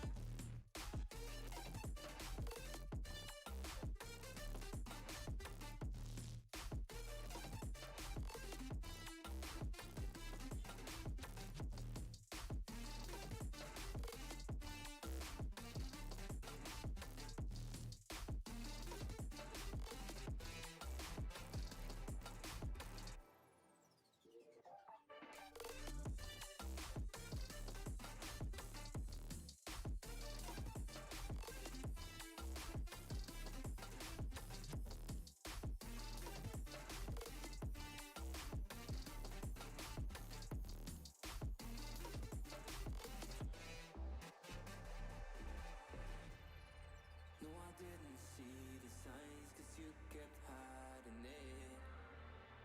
Now slowly every part of me is shivering. I kept denying all the pain and didn't want to hurt again. Now slowly I be.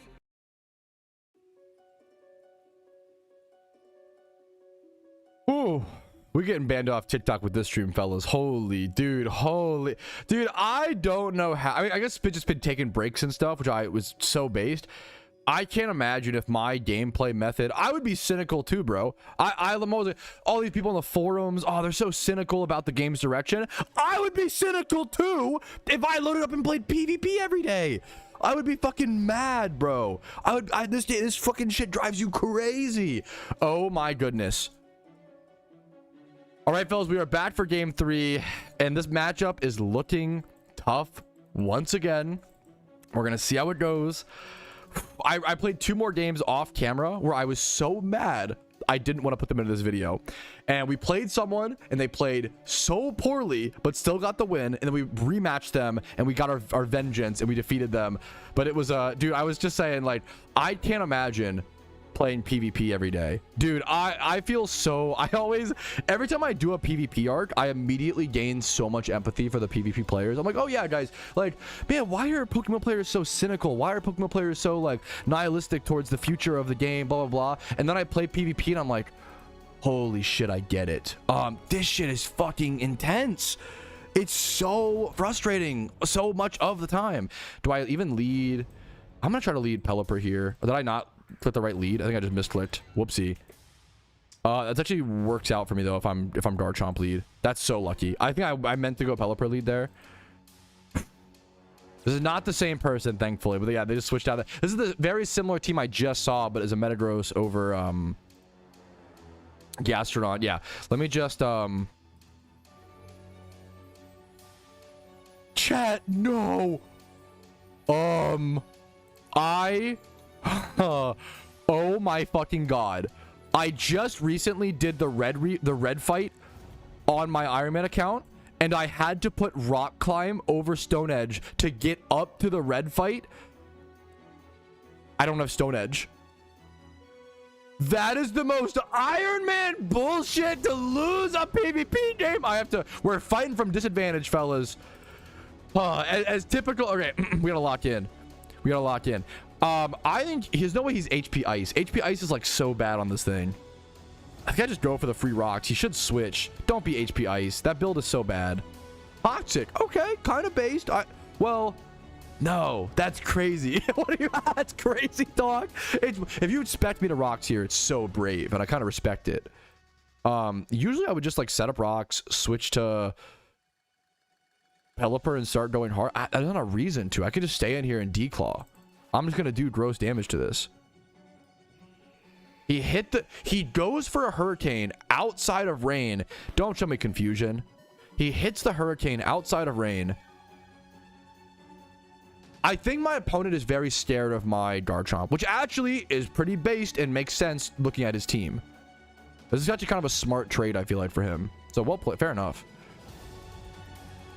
I do kill with Declaw. Will he really stay in? He could just switch to like Metagross here. Yeah, this is fine. This is fine. Wait, I'm gonna get really good chip here, right? Rocks into... Oh my goodness. Yes, please. Absolutely, yes. What is Starmie's base stat speed? It outspeeds my entire team, doesn't it? And I don't have priority, I believe. It's 110, 115. So it's gonna get a rapid spin off for sure here, which sucks. I'm not gonna lie. But it is what it is. It gets the rapid spin here, guaranteed. So because of that, I think I just set Rain. I can't stop the spin anyway. So because of that, I might as well just do this and then go turn. I don't know why. I just didn't think. That was really stupid on my end. Total my mistake. For some reason, I just didn't even think about. That was so stupid. That was so dumb. Whatever. That's okay. Game's still, it was very still winnable. If we go Kingdra and hit Weather Ball, what does he do? His previous big switch was Starmie. I think we just hit Weather Ball and win, right? Also, we have backup Rain Dance on Zapdos, which he will never expect. I think we just go this and hit this until we can't hit this anymore. Welcome back, chatters. Welcome back. Metagross. This is fine. This is totally fine. I'm pretty sure I could... Maybe you're like Assault gear, but I'm pretty sure I hit you like pretty fucking hard here, bro. What are you clicking? I hit you pretty hard. Are you gonna explode? Your Custap Berry? Does he just know? This is like his one way to chip this down. He can go this, and now he can go Dragonite and go Extreme Speed. He also has Bullet Punch Scizor. I don't know if Bullet Punch kills me here. If he's Adamant Bandit, it might. I don't know if it does. I don't know if he's ran this calc. I don't know if Bullet Punch kills me here. He has not ran the calc, chat. He doesn't know his calcs. I was like, I'm pretty sure I don't think it kills me. So now we get a free Scizor kill on top of it all. You gotta learn your calculations. He probably just extreme speeds here. How many turns of weather? 5. I think I want to go tops on the extreme speed. Is it really worth to keep my Kingdra? I think it is. Because we can get rid of this thing. I think it is. Call me crazy. Call me crazy. Yeah, I like this play a lot. And now I can edge. And edge hits D-Knight or Zapdos. Or if I'm a fucking demon, I can like SD. Well, SD's bad here because the rain's almost gone. He clicked so fast. I want to waterfall into the Garchomp switch, but he clicked so fast. I'm going to edge. Yep, okay. My opponent should have switched there into Garchomp. He didn't. Because of his click speed, we're going to take advantage of that and cook him up. See you later. Sauteed. Cooked him up in the walk. Time to edge. Yeah. This was such a bad... Is reverse sequence. Are you Scarf? But even if you are... He could have like won this game if he switched Garchomp. This is like really rough for him now. I think he doesn't expect me to have... Garchomp outspeed Zapdos. To be fair, I can't set rain. I got a flinch. That's pretty demon mode. I don't think it changes much, to be fair. I don't know if it changes much. He played pretty well. The problem is I can't really get up rain with my Zap. He outspeeds me. If he stone edges and he just kills me, right? He might actually win this, which is pretty based. Based and well played pilled. I just hit waterfall here and like sack this, let it go. He really clicked EQ, so if I just hard go Zap there, I like... That's kind of crazy. Do we know what item he is? He's Rocky Helmet? I wonder if he's tanky Garchomp. I don't know if Stone Edge kills me on tanky Chomp. Do I have a Ludicolo? Or do I just have a Ludicolo now? I think I go Zap now. I think I go Zap, try to set rain. He won't expect me to have it.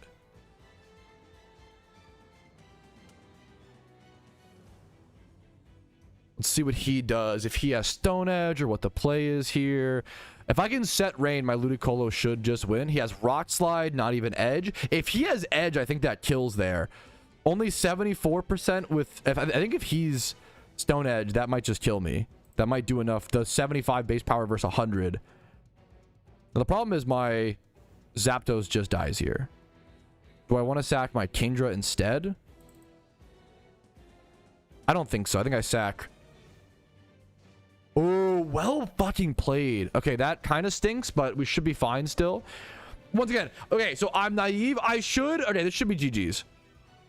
Well played to prevent my Kingdra from coming in, though. What are the odds he's like protect... If he's protect stall Zapdos, I think I lose. He can stall out rain, and then he had to hit thunder maybe, though, on here. Let's see. This was an interesting game. I think my opponent played pretty interestingly. I think my opponent played pretty well here. I don't know why. I think the not going Garchomp on the Stone Edge when he was in Dragon, I think that was the biggest play that decided the game. Come on, don't BM. Don't. There's one Pokemon. Did he Alt F4? There's one Pokemon left. Come on. There's only one button you can click here. Okay. Maybe he was just... Maybe his mom said, hey, how was your day? And he wanted to respond. That's okay. No problems with that, man. I get it. Did I just hit Thunder, I guess?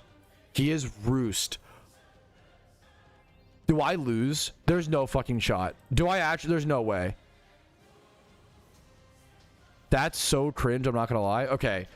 There's no way. There's no fucking way. Okay, how do I win this? I think I switch. That's fucking criminal.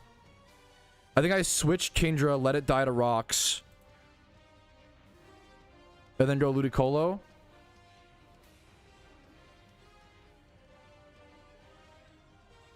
Come in for a... He is full stall Zapdos. That's crazy, man. So I just go this and hit Surf, and I think I kill. Yeah, I think I kill. I don't think Ice Beam is better. I think Surf with Stab under Rain is better. I'm gonna hit Surf. We outspeed. Okay, GG's. Man, the fact that he was stall Zapdos there, like tanky Zapdos, the sun is gleaming down on me as I get this victory, bro. There it is, our first victory on camera for the day. 1 and 2 today on camera. Like 2 and 3.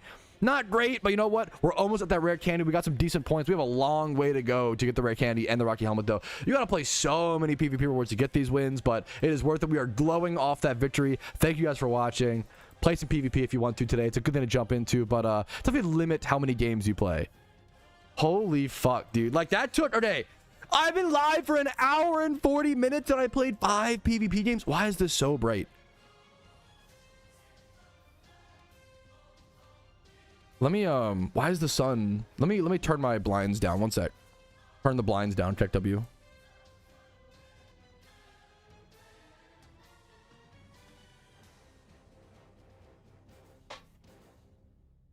Okay. What the hell? Now I'm small. That should be better. Nice wins. That was sweet. Thank you. Oh, what the hell? Wrong button. Mince converted the dude, thank you so much, Mince. What the fuck? Thank you guys for the support. Sorry for all the... I don't always love streaming PvP because I am super emotional. I do fucking tilt. Hopefully it's like funny. Hopefully, you know, entertaining and funny. It's a fucking little game. Patrouski, what you up to, man? Also, you having a shiny rat on this account is pretty sick. I'm not gonna lie. That is pretty based. I don't know if it's a bot rat or if it's an OT shiny rat. Yo, is the rat OT?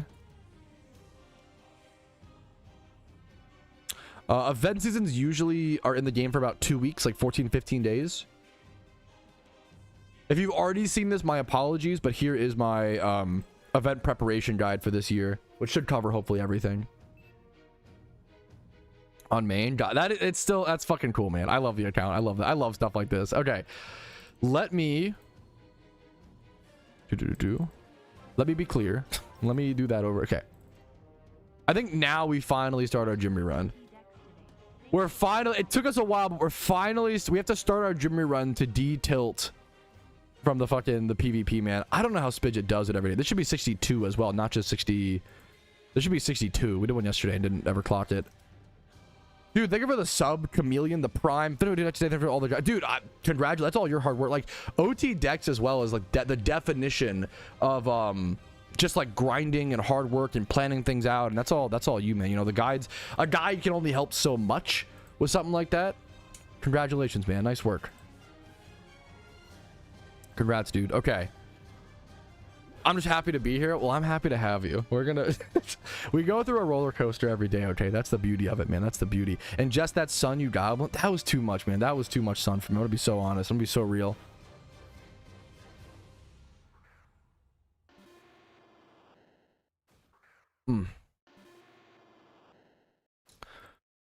Trying to get super strange to do runs faster, but after importing them, send them to active measure my game detection. Any advice? Off the top of my head, I don't know. I'm really sorry, man. I haven't done strings in a while. I'm assuming you saw my installation guide for it. Other than that, I don't know anything. I'm so sorry, man. I'm not the best person to help there. Dude, the rock climb. I can't believe I had a rock climb on this thing. I have to put edge back on it. Or do I? The problem is, do I keep rock climb on it? Do I keep rock climb on it to do the red refight? How often do you need red refight? Is it every like week or so? This is 4 days. How much harder is the red refight versus the first fight? It's pretty harder, isn't it? Once a week. What do you get from the red refight? Is it do you get BP? You get BP, like some BP, not as much, but like some BP and some Pokeyen, correct? Dude, that's like totally like, you know, reasonable though, Strawberries. It's just, you know, it's one of those things. 11k in BP. Yeah, 11k. Oh, 100k. That's pretty fucking good. I can start my gym rerun once a week with the red fight if I can actually beat it reliably. That's the... And now that I've beaten it the first time, I think I feel pretty comfortable looking up a guide on like how to build a team. I think you just need Moxie, Honchkrow with Sucker Punch for the most part. From the Amulet Coin. That's so good. Okay, that's really fucking good. Well, the H in front of my last slot, the AV, dude, Assault. That's so my Assault. I did not expect that to be so good, Xerix, but a Saltier Tyranitar went hard into the red fight. That's so real. For the Gen 1 team, does it? No, I don't know that much about the red refight, like much at all, you know. So if that only works for one of the team variants, that's really good to know. and hopefully have that built, but then still build for the other variants. It'll be, once again, the Iron Man is such a good, like on a main account, you reach a point where it's like, it's just not even like, when you reach hyper endgame and most of your money is coming from flips and investments, you reach a point where it's like, it's not even worth for me to like grind Jimmy runs in the red, like what the, you know, it becomes, which is really silly, but it's true. It's the truth of the matter, right? Oh, I didn't turn my XP reamplifier on. Whoops, I'll turn that on in a sec. But I didn't even bother learning the red refight on my main account because it's just not even like worth it aside from the incubator, right? And the first fight, right? But beyond that, but it's beautiful. My point is, it's beautiful. The Iron Man, like, really, you have to, on the main account, you can just not do the red. You can just ignore a lot of content. On the Iron Man account, you fucking can't ignore like any piece of content. Like on the Iron Man account, you have to engage with every piece of content in the game. If you want hard scales, you got a hard scale farm. You want amulet coins, you got an amulet coin farm, you know? There's a contra in it. That's really funny. That's pretty ironic, Cringler. I do have a conflitter, but it's not that good. So it's just one that was wild caught. That's like 28 attack, 22 speed, adamant nature, or something like that. It's not bulky at all. Does not have that bulk that it needs.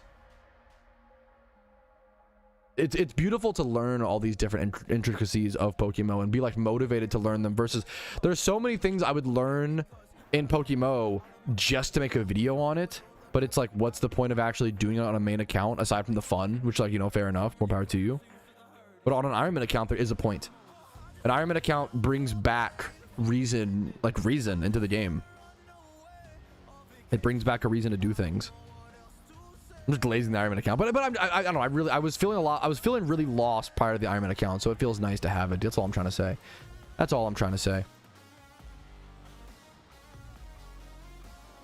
An NU PvP tournament just got posted on the forums.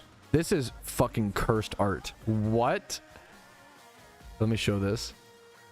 Bro, Deus Bruno just posted this on the forums. Here, one sec. What the fuck is this, dude? What are you... Bruno, what are you doing? What is this? This Bronzor art. Dude, what are the PokeMMO staff members doing? Deus Bruno just scheduled an NU PvP tournament, and this is the art. This is the art he used. It's an NU Steals or Thursday the 16th of October. Bro's out here using buff, like sexy Bronzor. What the fuck? I kind of respect it. Based. Amplifier. Yes, and I need to rename this to 62 actually. Beautiful. Okay. Thank you. Okay. Do this. This is real art. Okay, based. Shiny Bronzor is the prize. Sus. I do need to revisit. I've had past videos on utility mons, but things have changed a lot. There's so many more. I would love to make a video on that. Absolutely.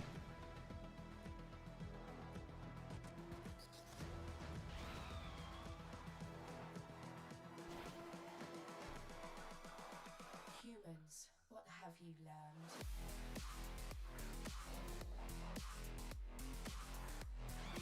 Let me actually make a 63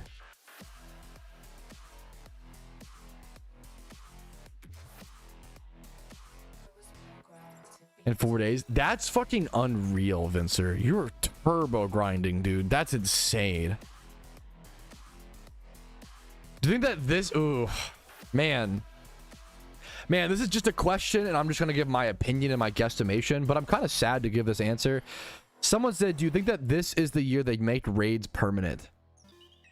I sadly don't think it will be, but I would love to be proven wrong.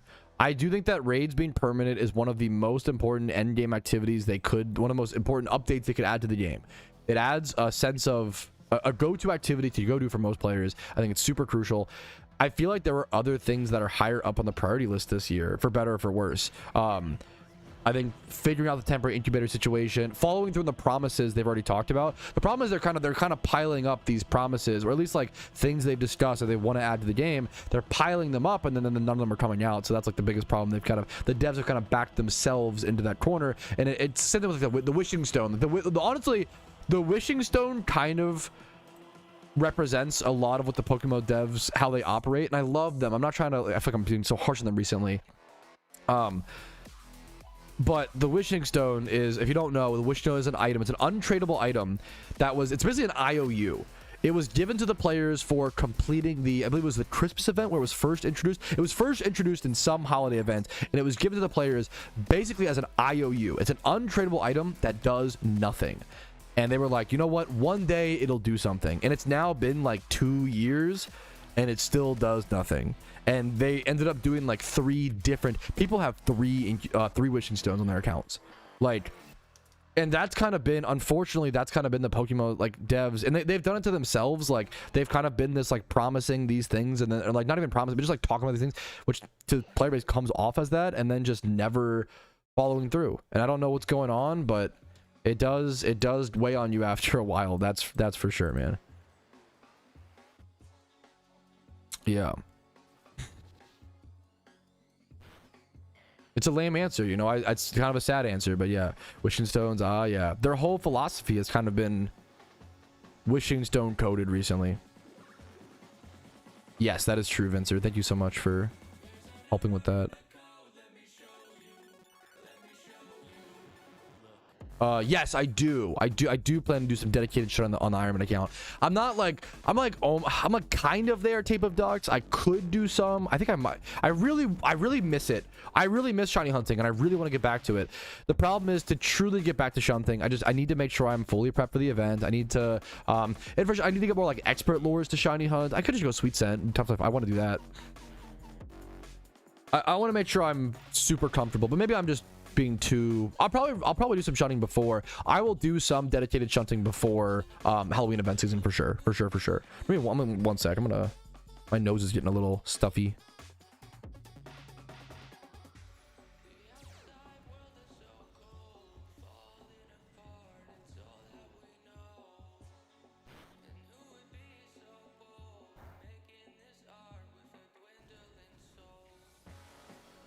Come chum whale merch. I wish I could on the Ironman account. It'd be fucking busted, but I can't. Chum buckets are not really an Ironman viable thing.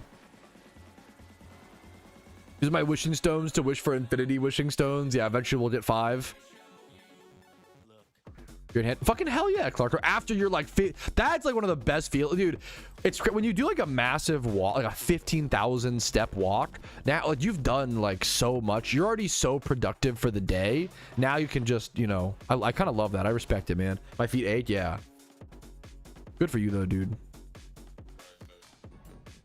Absolutely fucking positively lootly. Every single shiny will feel that much more meaningful and impactful on the Ironman for sure. Every single shiny just feels that much more beautiful.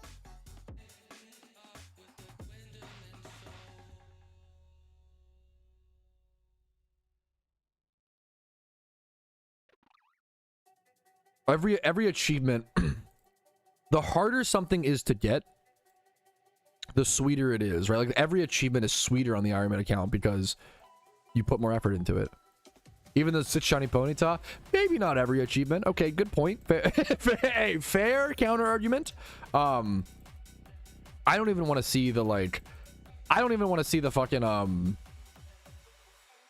Ponyta. Well, how many am I? I'm at 3 or 4 already. I think I'm at 3 right now, which is not that crazy. I just beat. It's always interrupts. Yeah. The 3rd one didn't interrupt a single, it wasn't single encounter, to be fair. My 3rd Ponyta was the first one not single encounter, which is honestly nice. That's really fucking cool, Xerix. That's one of the coolest Iron Man goals is, dude, how many people like breed up shinies? That shit is gonna be intense. That shit is gonna be super interesting. Who does stuff like that? Psychos, man. Apologize, I like 18 points a day. That's like, I think the most steps I've ever done in a day in my life is like 20k, Clarko. I can't imagine. Yeah, I did 20k steps and that was when I was like 12 years old or so. I remember it. My aunts took us on some like super long like trail. I'll never forget it. And that was like 20 to 22,000 steps. That was like the most I've ever done. And I was also like a kid, so I was like way more energetic. Yeah, that's an underrated shunt, dude. The Drift Blim shunt, very underrated. Kind of a scary hunt though. They have like explosion and shit, right? Maybe even Memento. It's a pretty scary hunt if I recall. What's the fastest dex plus 5 regions on Iron Man? Do you know what's the like, who has the fastest dex plus 5? I have no idea. Like who speed ran something like that? I no idea. Boring answer, but yeah, I just don't know, man. I'm sorry. 35k. That's fucking that's insane though. I can't imagine. I'm like that. Besides that 20 to 22k day, like I probably 12 to 15 is like the, you know, explosion in Destiny Bond. You got it unlocked. Good dude. Hell yeah, man. Good luck to you. That's a tough. It's a really beautiful shunt. Definitely underrated.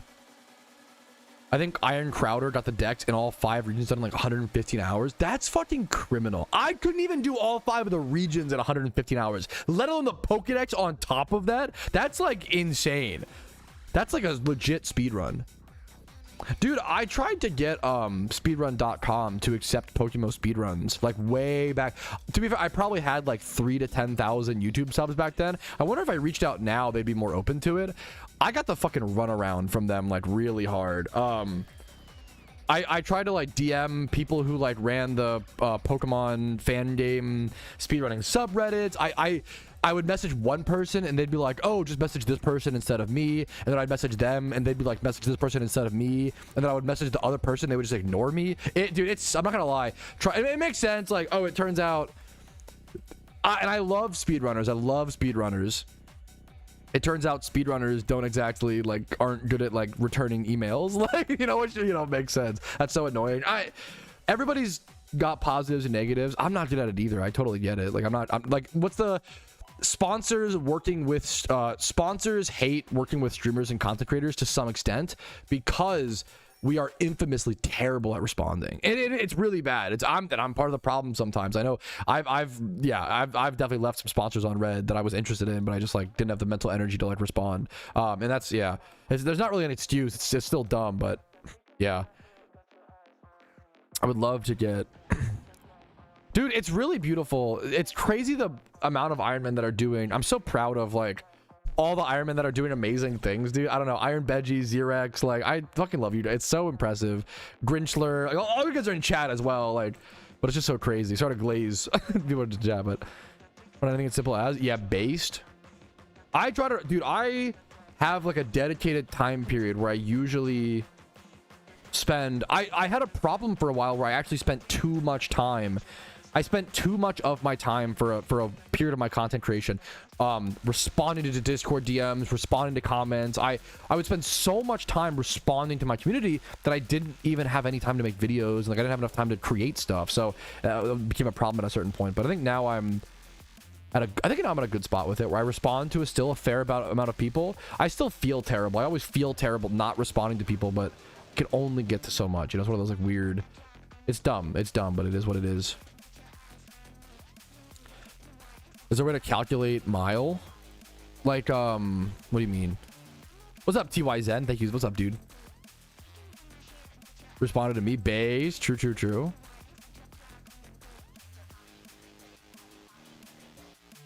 What's up, Zen? How you doing today? Let me go check. Speaking of not responding to Discord DMs.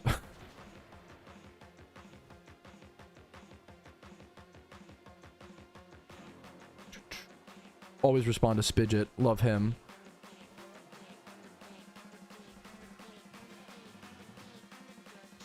Someone linked me this recently. I wanted to go check. Let me go like bookmark this. People link me cool shit all the time that I mean to look over, but I just like have a hard time getting around to everything. I have this bookmarked.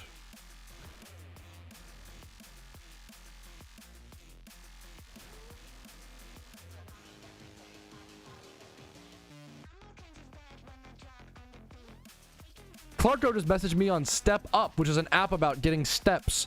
Respond to this, ya ball bag. What? I don't know what it is. My community, more than anything, loves to flame me on our fucking pedometer application, which to be fair, this is the best place to be, dude.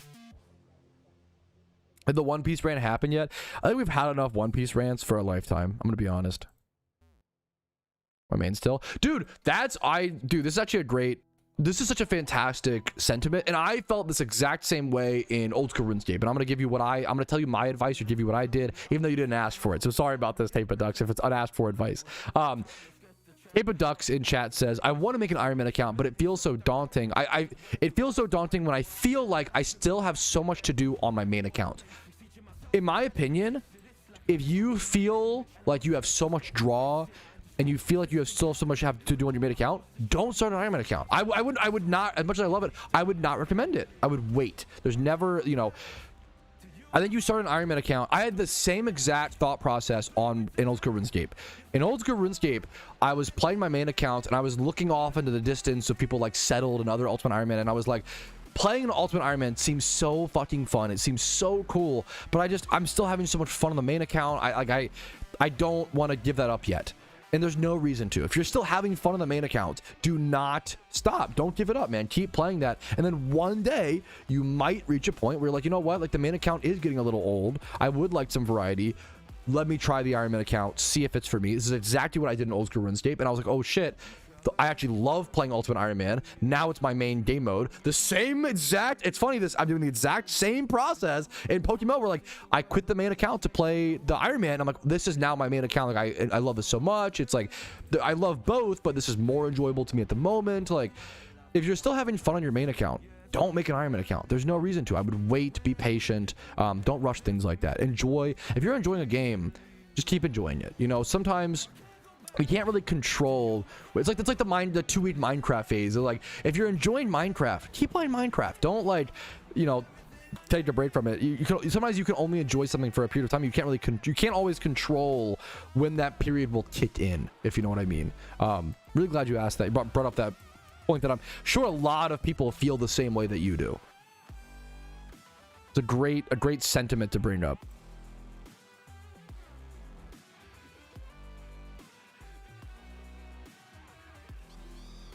Get out of here, cottony.png. What are you doing, dude? There you go.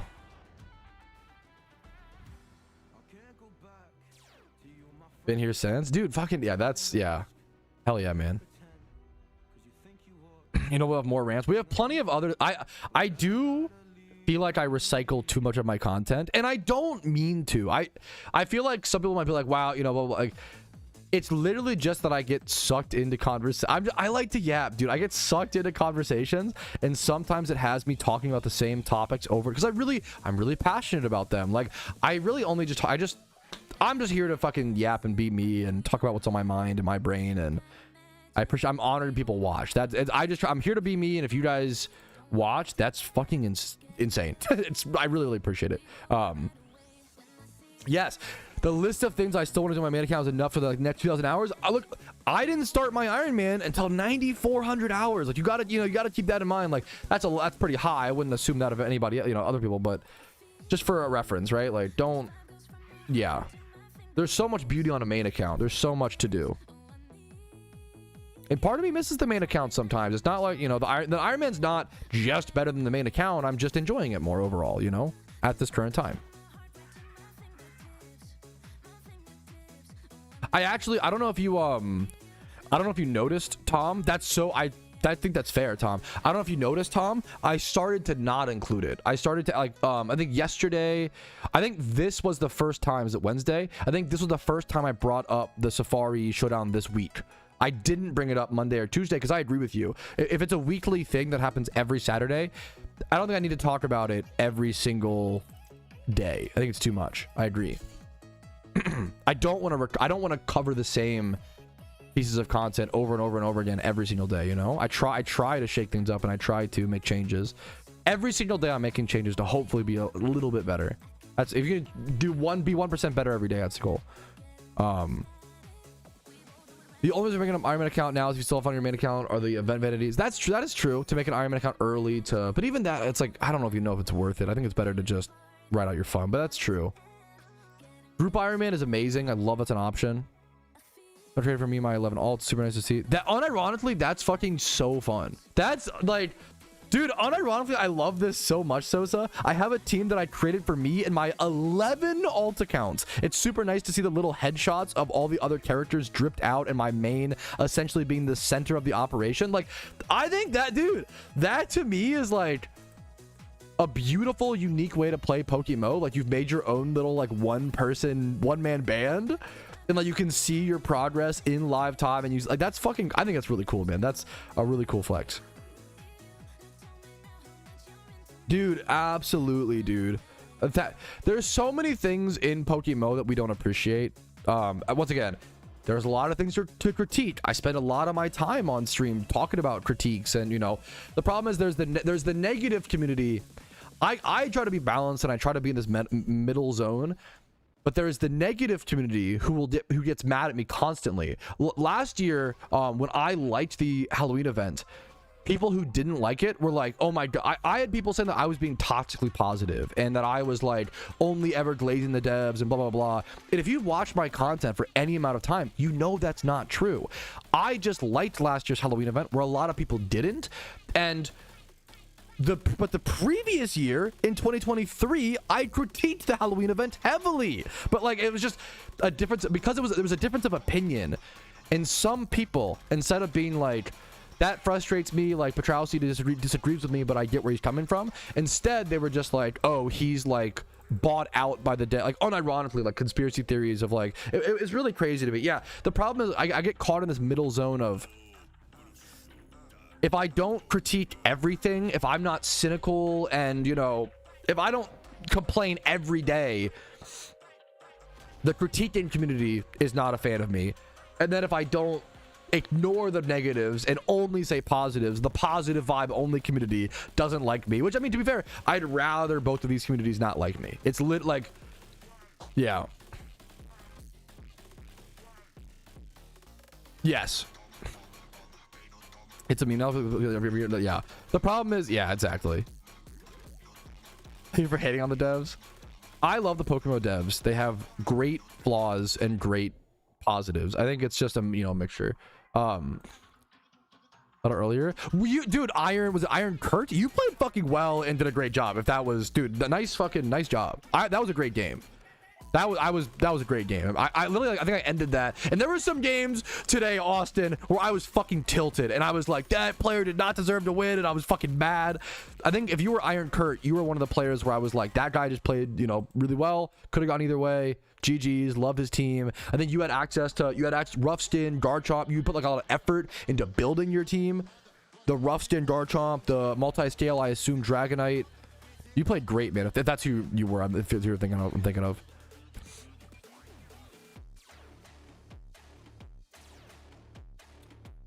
I do love how there's nothing stopping you from completing a goal. No real roadblocks other than the limited item count. There's so much freedom to do what you want. Yeah.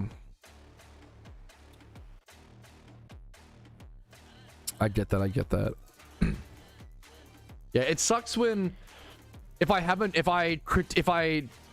you've watched my content for any amount of time, you probably come to realize very, very soon I critique the devs a lot, and I love to also compliment the devs. Like, it's just anybody who, you know, does any, like, you have to do both. You have to do both. And like, some people only want me to critique and be negative all the time, and some people only want me to say positive things, and it's just, you can't do either for the videos. But that's, to be fair, that's like a cost of playing the Iron Man. You know, that's, you can't stop that. Like, you can't be like, oh, I'm gonna delete from memory the moves on his team because I watch. If you watch my Iron Man series, you probably deserve to know my sets. Like, that's, and one day I hope to, I think Xerix has talked about this, or there's some, I think it's Xerix who wants to focus on PvP a lot. There's an Iron Man who wants to focus on PvP, who wants to have like multiple Zapdoses, multiple sets of the same Pokemon to play around that. I think that is fucking genius if you want to take PvP that seriously. I think it's based.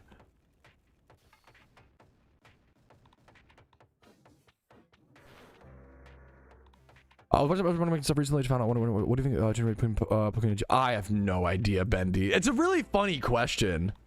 Really boring answer. You'd have to just run calculations of like how much does it cost to buy it. You would just do bond price per dollar versus.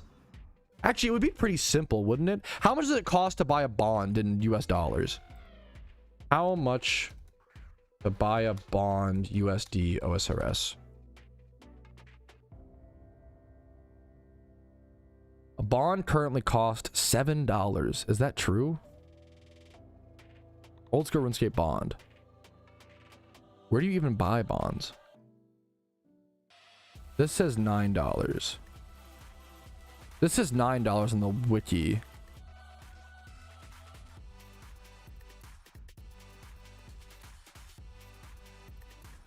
What are old school bonds?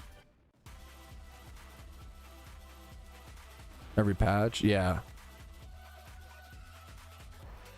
The problem is there's literally always something to complain about, and I think sometimes, not to, once again, this is not meant to downplay critique, because critique is really important. Without critique, we would never improve. I cannot stress how important that is, but you also can't do nothing other than critique. Think of it as like someone who covers like think of it as like a finance bro, okay?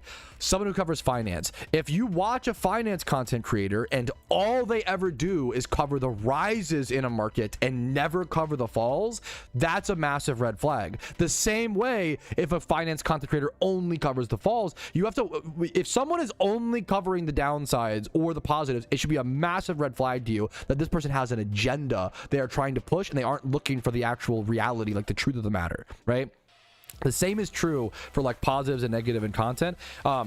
In PokeMMO and in life, there are always going to be negatives, right? Let's say you make $100,000 a year, you're happily married, you have 2 beautiful kids, like you have all these things. You could still be like, oh, today I spilled my coffee, therefore my day is ruined and my day sucks. Like that. Sometimes MMO players, I feel like, get into this, like, you can always find something to complain about. There's just always, like, it's all perspective, and it's all like, life is all perspective. Obviously, this is something we should all hopefully know, but you can always find something to complain about, and it's important to choose your battles, complain and fight the things that are really important, but then also enjoy life, dude. Enjoy the positives, dude. Yeah, that's, money is probably one of the best examples, because I can't fathom making $100,000. That's like, if I ever make 100K a year, that is like the most money I could ever possibly need. I can't imagine needing more. Like, that to me is so much. It's insane to me. Even making like 80K is like, I shouldn't say even. That's like really, isn't 80K like double the median salary? Like, people's brains are fried from social media. Like, 80K is like double the median salary in the US. Like, it's fucking crazy. I do think it is in life, yeah. But to a lot of people, like, yeah, it just doesn't, yeah, it's just crazy. It's just crazy. There's a lot of, we have an incredible game. Like, there are a lot of things to complain about, but we have the best Pokemon MMO on the fucking market. That's like amazing. And like, I've played this game for over 10,000 hours, and I've spent like $20 on it. Like, that's fucking crazy. Like, it's one of the best calorie per dollar entertainment per dollar fucking thing ever, dude. But it's 60K. I'm pretty sure I don't think that's, I could be wrong, probably depends where you live. I'm pretty sure the median salary in the US is like 44K, 42K. It's a lot lower than you would think. Which, not really if you live in the real world, but it depends. People just like inflate their shit. People just like, median salary in the US. Let's see. To be fair, am I wrong? This says 61K. The US overall median full-time salaries, that's also full-time, so it's only counting, which is fair.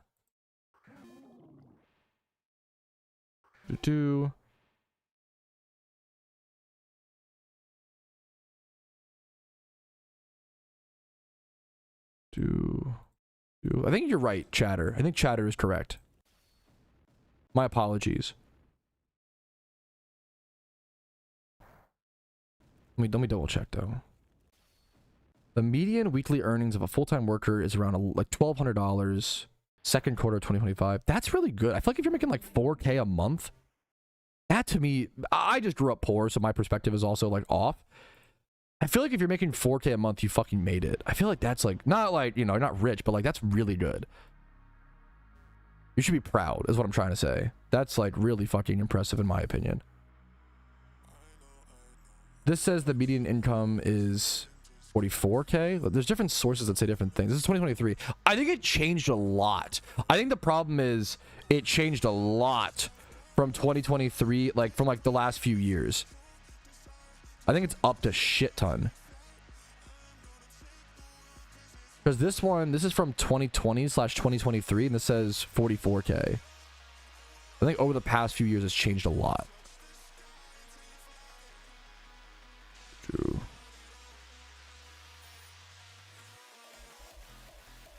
Nova's so expensive. That was the other. Yeah, I live in Nova now, which is like one of the most expensive parts of the U.S. and that was a whole culture shock. I don't really like living here, but my wife's family is here. I shouldn't like take it for granted. There's positives and negatives. I love the restaurants. Like, there's a lot of positives, but I definitely don't. I'm a frugal guy, so I don't love the expensiveness. But I also choose to live here. So,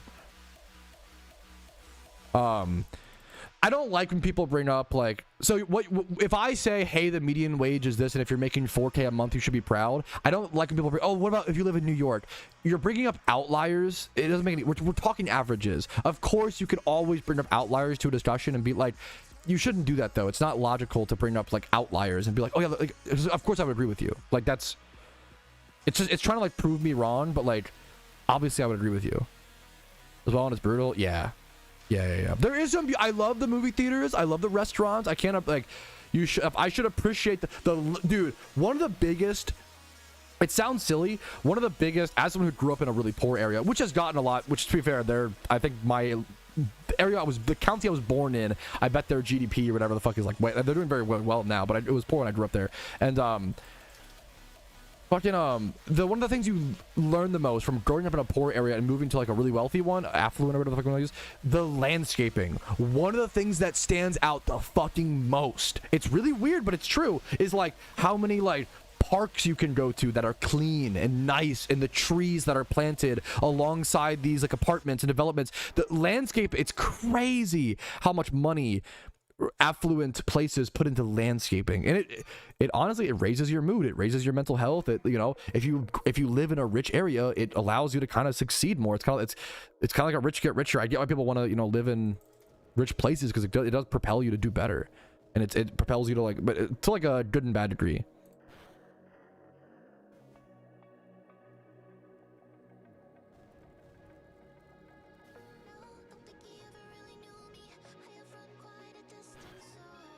I think it's a half glass full versus half glass empty mentality, and it just obviously depends on where you live and yada yada yada. I think if you're making 4K a month, you should be proud. I think sometimes the problem is the human mental is always more.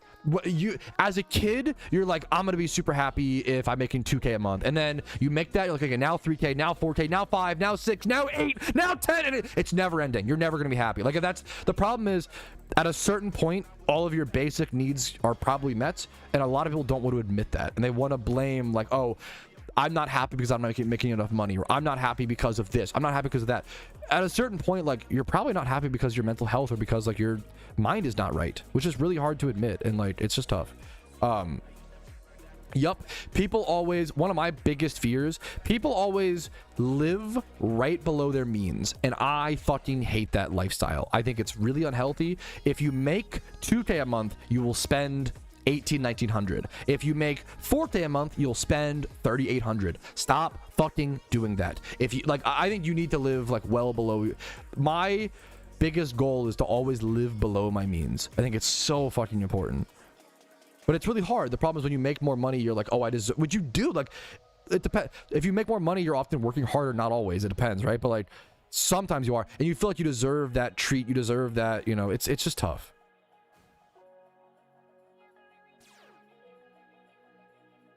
I understand. Once again, we're not outliers. I'm not trying to say if you live in fucking New York City and the cheapest place you can rent is like 3K for a 1-foot apartment. If you're the outlier, don't worry about what I'm saying. I'm just, you know, I think some people get really, which, you know, more power to you, right? Base, Danny. True. Lifestyle skills and more money just happens. It doesn't need to, though. I think it's a flaw. I think it's like a budgeting flaw that we do. It depends to a certain point. I agree with you. Wrong at all. Yeah, sometimes I feel like we are in a huge era of like people justifying bad financial literacy. I think we're in a like, and it's, to be fair, it sucks. It's really hard. It's really hard to fucking be alive right now. Life's just fucking hard, dude. Life's hard. Life's fucking expensive. Rent is really, I get it. I get it, and I agree. But at a certain point, we're like, it's just a mixture, right? Like, some people are, it's a mixture of like finding people who are genuinely underprivileged and fucked, and then people who are complaining about being underprivileged while making 60-80 grand a year while also like having no kids. Like, it's like, what are we doing? It just depends. Yeah, it's it just yeah, Jack. It's all perspective, and I think a lot of people's perspective is like fucked right now, and we gotta fix that. How do we fix that? It's really hard. Every month, yeah, good for you. Yeah, it's a massive. It's a huge budgeting flaw. We have a massive gap in our education. Yeah, for sure, for sure. That's progress, I guess. Also, if you hear me talking and you're like, you know what? I'm not really good at finance. I feel really ashamed, blah, blah, blah. Bro, I save money. I'm fine at finance to some extent, but like, I'm really bad at other stuff. So the other problem is people act like being good at finance is like everything in life. Like money is everything in fucking, like if you make money, you're good. Some of the most miserable fucking people are people who have the best financial literacy and always cover all their finances, and then at the end of their month they pay all their bills, they're saving money, they're doing everything right, but then they still look in the mirror and they're like, what the fuck is the point? Like, so it's this is all really basic shit, but like it's you gotta, yeah, we're not really breaking any ground here. Like, yeah, it's okay to be bad at finances, it's okay to, you know, I want everybody to sustain themselves, but I don't know. I think we almost fear away. I do this. I fear away too much from like risky spending because I don't want to be in that situation, but it's tough. Low spending, yeah. We just need a lot. The reality is we need a lot less than we realize, but we think we need, you know, and it's hard. We're also being sold stuff constantly. It's tough, man. It's hard to, yeah. Dude, yeah, I think a lot of people, I think we're reaching that point where a lot of people are like, I just want to, life is already so fucking complicated. The more things you own, the more hobbies you have. And I love hobbies. I love like being engaged in things, but like we're like overcomplicating our lives. I think a lot of people, it's why a lot of people are like, yeah, I just want to fucking sell everything. And like, I want to decomplicate my life as much as possible. I get it, man. I totally do. Let's just spend more. It's a mixture of like, it's a mixture. We talked about the balance of critique versus you know, appreciating the positives. Spending's the same way, like you know, ready to run his house. Yeah, that's, yeah. And maybe there's some people where like that is, some people it is like their peak happiness to go to work and just do projects around their house. That's fucking awesome. But it just depends, you know, is he happy? That's all it really comes down to. There are a lot of people who like do all the things they're supposed to do, get a good job, make good money, get a house, and then be like, fuck, wait a minute, I hate my job, I hate what I do, I'm like miserable, yada yada. Eventually learn how to cook. This might be a hot take, this is my opinion, okay? I really like cooking. I enjoy cooking. Cooking is fun for me. I don't think everybody needs to learn how to cook anymore. Like, I kind of feel like we're past that as a society. Now, that does not mean you should go out to eat for every meal. That's one of the quickest ways to stay broke. And it's like, that's really bad, right? Going out to eat is so much more expensive than cooking, you know. But I don't think anybody, I don't think everybody, I think we've gone too far with the cooking thing where like, someone will like put some seasoning, so they'll season some chicken breast. There is nothing wrong with seasoning some chicken breast and baking it in the oven for 20 to 30 minutes or whatever, and then just fucking calling that dinner. Is it a you know, is that a meal you should be eating all the time? Maybe throw in some rice and broccoli, whatever. But like, the problem is we've gone into, we like virtue signal now where like every meal needs to be cooked to like a 5-star chef level. Like if you aren't fucking brining your chicken 2 days beforehand, what are you even doing? Like blah blah blah. And it's like, dude, not every meal needs to be. Adam Ragusa did a video on this like over the past at least year or so. Dude, most of the times we're probably just eating to sustain. We don't need to eat. We don't need to have like this 5-course meal like all the time, you know, or like this like super well plated. Social media is breaking our brain for what the average meal should look like. I feel like the average meal is getting lost in the like amazing chefs on social media. So, yeah, do fucking crockpot meals, yeah, just like yeah. And you can still make good meals that are like, they don't need to look good. Fuck that. Fuck making a meal look good. That shit's dumb. You could not always, like maybe once a week or once every 2 weeks, like go for it. Or if it's your favorite thing in the world, go for it. But the average person, we don't gotta worry about for the most part. I gotta go home. I can just enjoy it. Yeah, dude. Dude, I think some people, yeah. Would I be willing to? Like, that sounds amazing. Yeah, not ever. You don't need to cook a crazy meal like that every night. And I feel like that's become the, like, yeah. Okay, Sheetstorm, that I would agree with. That's fair. Maybe I'm Sheetstorm. Maybe I'm projecting my own personal anecdotal lived experiences where I feel like people are taking the everybody has to cook thing too far. Everybody should know how to boil, like, make rice. Like everybody should probably know how to bake chicken. Everybody should know how to season some chicken breast, make some rice, like, and then microwave a fucking vegetable, like, you know, like a steamed broccoli, like that. That I agree with, but I wouldn't even call that like cooking. I feel like to some extent, but basics, yes. But I feel like most people, I don't even know if there's any learning there out of what I'm explaining. You literally can just like Google the instructions and yeah, base. I'm eating to stay fat. Hey, brother, join the club, bro. The fucking, I would say the Costco food court has a fucking grip around me, bro. Hey, I'm with you, Daybird. I'm not trying to be up here. I'm not trying to virtue signal either, okay? You know, I feel like I be eating for fun. It's like one of the worst things you can do is eat for fun. That's how I be eating for fun, dude. It's not good. I'm eating for the love of the game, and that's not good. You follow Perpetual Stew Guy too, bro? Brian, I love Perpetual Stew Guy. I can't even. So my wife is like disgusted by the Perpetual Stew Guy. She finds it like so gross, and I try to like he cleans it, whatever. I love him. I love the Perpetual. Who else? Does anybody else know the Perpetual Stew Guy on Instagram? I fucking love him. No, he's awesome. They're in high school, so okay, come on. Pretty rough though.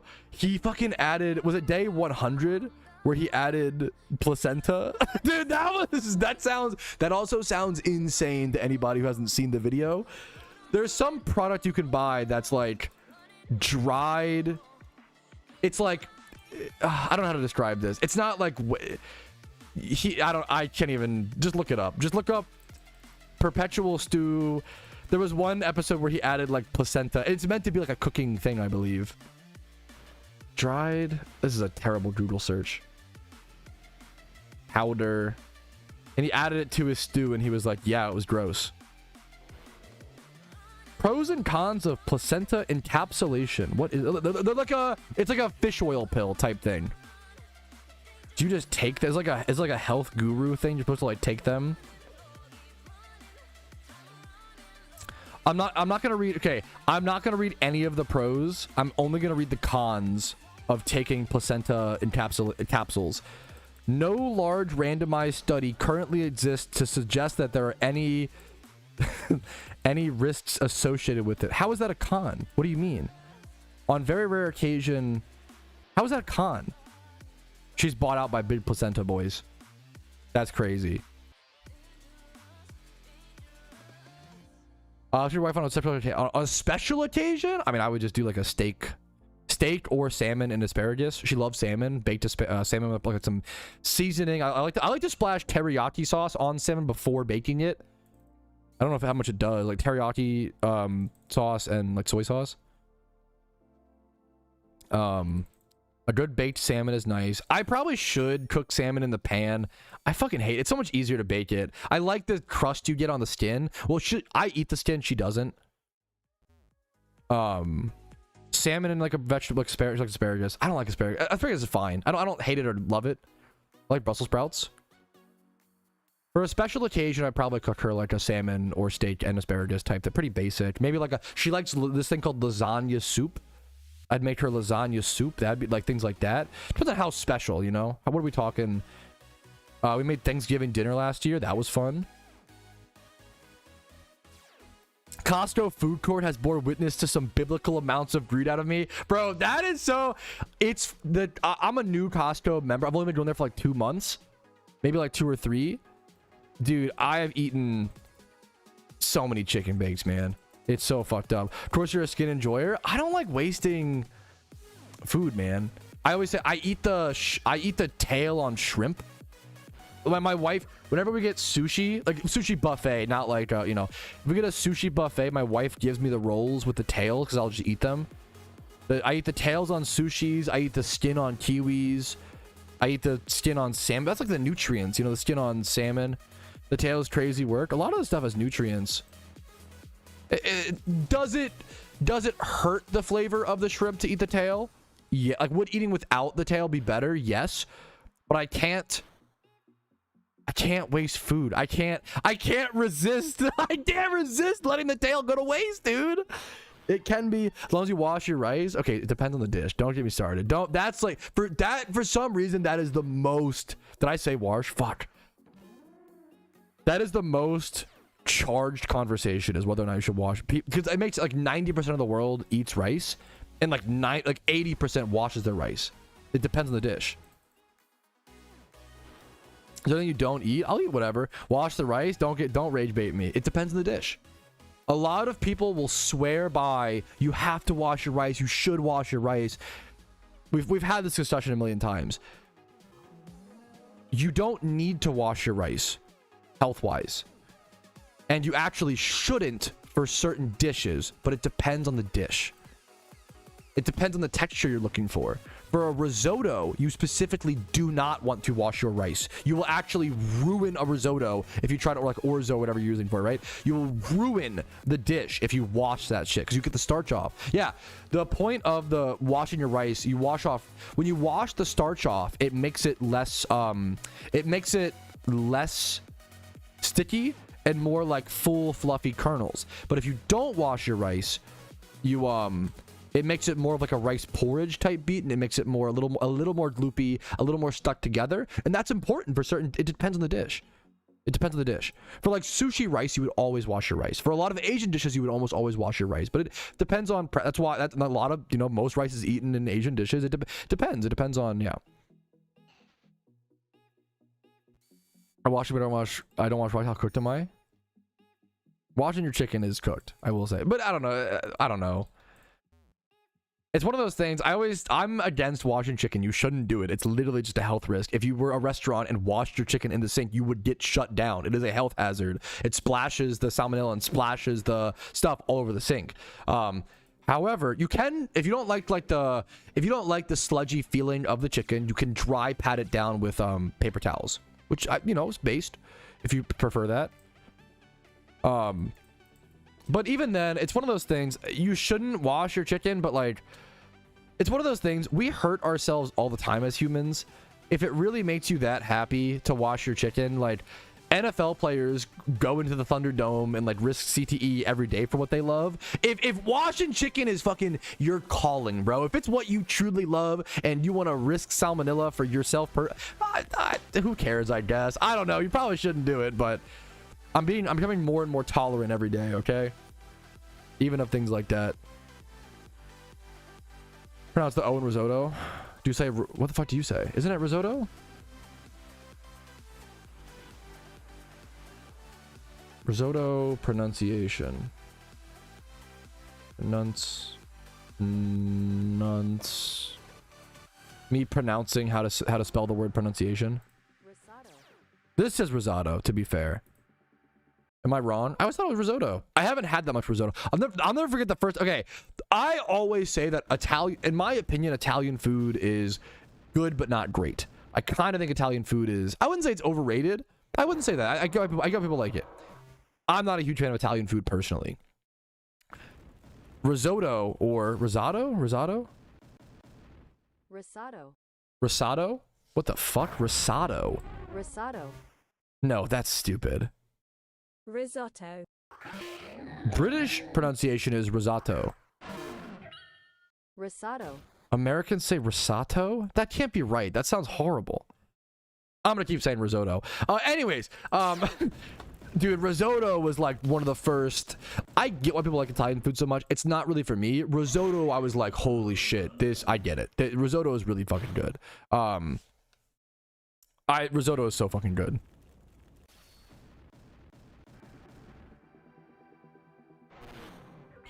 My favorite, one of my favorite Italian dishes, like risotto, lasagna. I love a big fat, like casserole type beat. Best Italian foods. Carbonara, like most pastas to me are fine. I don't like, pasta's good. Arancinis, those like they're good, they're fine. almost no food is bad. Like it's all like Italian food to me is like all fine to good, but it just does not beat out Mexican food. It does not beat out Japanese, Chinese, Korean, Thai, Vietnamese, like Mongolian, like Nepalese, like what? There's just so many other better Indian food. Like there's just so many better things. To me personally, just I get why people like Italian food so much. Don't get me wrong. I'm trying to be less of an Italian food hater, but.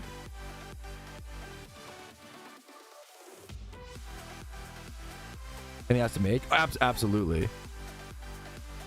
Sandwiches are all human needs. I don't love sandwiches. Okay, we're gonna get really stupid here. I like a melt. I'm so sorry to start this conversation. I like a melt or like a toasted. So I hate a cold sandwich. Cold sandwiches make me feel like a child that can't choose what I eat. Like I would, as an adult, I prefer hot meals so much more than cold meals. I despise, my wife couldn't disagree more. My wife loves a cold cut. She loves a cold sandwich. You know, so when I disagree with you guys, let it be known, like, I don't think less, you know, my wife literally agrees with you guys probably more than my takes, you know. I'm not a fan of cold sandwiches. I don't hate Italian food or hate sandwiches. Some chicken nuggets. No, give me some fucking beef and broccoli, some fucking Mongolian beef. Fucking give me some generic American Chinese food is not the great. But there's some of the lasagna, some chicken pot pie, some shepherd's pie. Give me a nice complicated beef. Well, give me a complicated mashing of a fucking million flavors. Do you heat up the milk when you make cereal? Okay, why do you guys are trolling? That's crazy. Lasagna soup. I'll do lasagna. I prefer lasagna over lasagna soup, but I respect it. Ice cream sandwich. Did I say that? But I should. Okay, the only good cold sandwich. Dude, Panda Express is one of the most ultimate. We almost never get it because my wife doesn't really like it. But like the fucking bro. Is it the honey walnut shrimp at Panda Express? That shit is goated. It is such a... Panda Express is the McDonald's of Chinese food. But I fucking love it, dude. That's how good Chinese food is that the worst, most Americanized Chinese food is still better than like 90% of other food. It's still so, like, I would rather go to Panda Express than like... I'm so sorry for this nuclear... I would rather go to Panda Express than... Okay.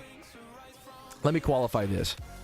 If you were to ask me, hey, dude, do you want to go to this mom and pop Italian pizza place that has been making pizza for 200 years?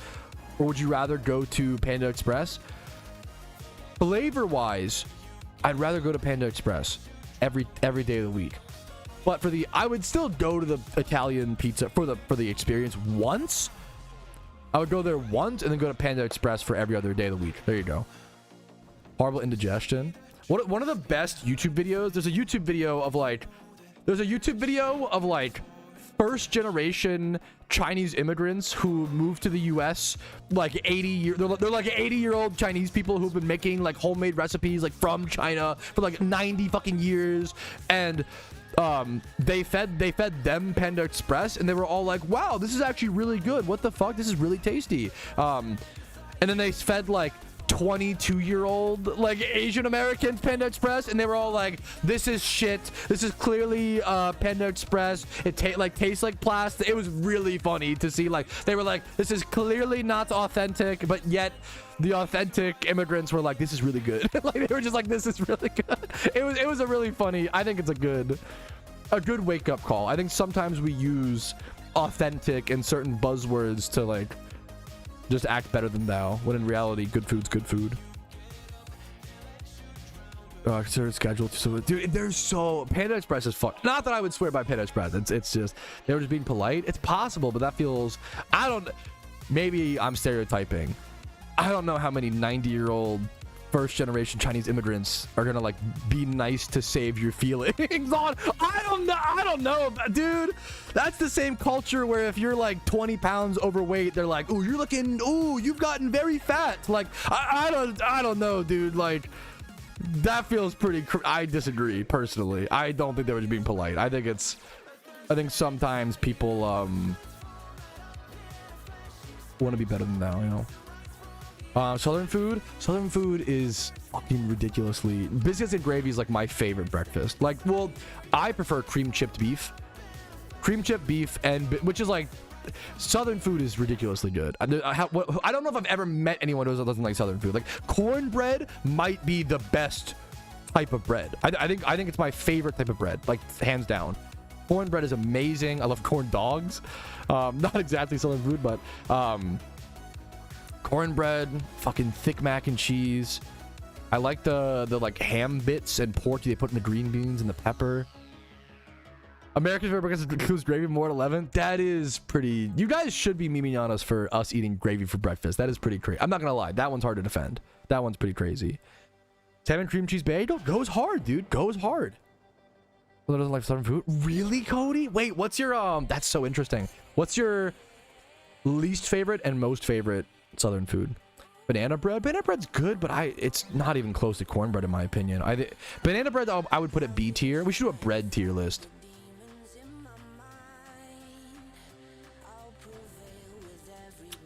Fried chicken. I didn't have a whole lot of homemade. I had homemade fried chicken once growing up. I didn't have a whole lot of homemade fried chicken. It's really hard to make fried chicken at home. It requires like so much cleanup. And lima beans I get. We used to have lima beans at our Thanksgivings.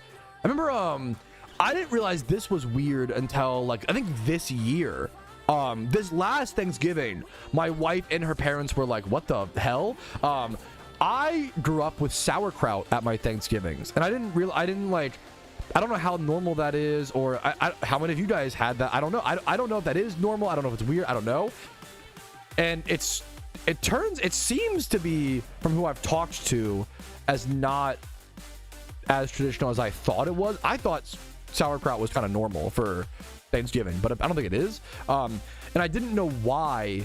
I never knew why we always had it. And I found out, and I thought, I was like, oh yeah, my uncle who was in the military, he married a woman from Germany. So I have an aunt, I can say this, I don't know how common, very German. I have a very German aunt, with a very German name, very German accent, she was a redhead, dude. Yeah. So I think we always had sauerkraut at Thanksgiving for her, is what I think. I didn't realize that until way later. But fucking no, not quite that German tiles. I always loved her, honestly, growing up. She was harsh. I mean, as you know, the stereotype, she was very brash and harsh, but really sweet. If like she would be harsh to me, but then if she like hurt my feelings or I started crying or some shit, she was always the first to like hug me, and like she was so sweet. Like, you know, if she was very, very sweet. Good luck to you, BBT. Good luck to you. There's the gym rerun done, fellas. More Pokeyen added to the stack. I can't believe we're like, what, 3 hours? We're like 3 hours and we've been just at our gym rerun, dude. Just finished. That's crazy, man. We just who your aunt is. She's not like famous. I don't know why. Yeah, sweet but very stoic. Yeah. Mother-in-law's German. That must be a tough. A German mother-in-law might be one of the tougher. It obviously depends. It depends. In-laws are as always, you know. That's our cross to bear. My bad for gore. No, you're perfect. Optional in the U.S. True.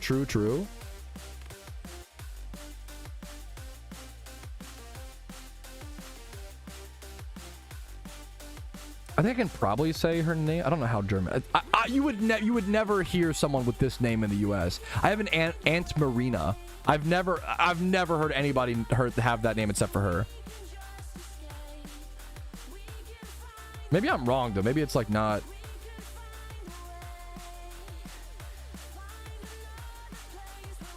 I don't know how German it actually is. I don't know. I'm in Eastern Europe. I've never met anyone in my entire life named it besides her. So. That's like a 6-foot German god woman base, bro. Nothing uncommon. How many marinas do you guys know in the U.S.? Am I crazy? Maybe it's a specific part of the U.S. thing.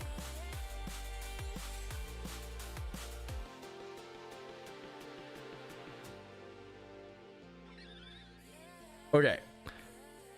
Maybe feature around retro videos. So now I want to. I think now the it's time to Entei hunt. I think becomes the meme.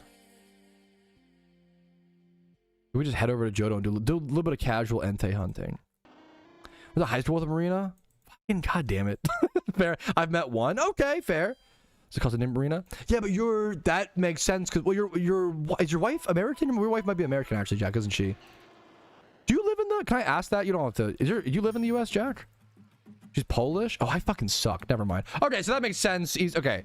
How many people who grew up in the U.S. know a Marina? I think that's what I don't know of a single. I mean, let me Google it.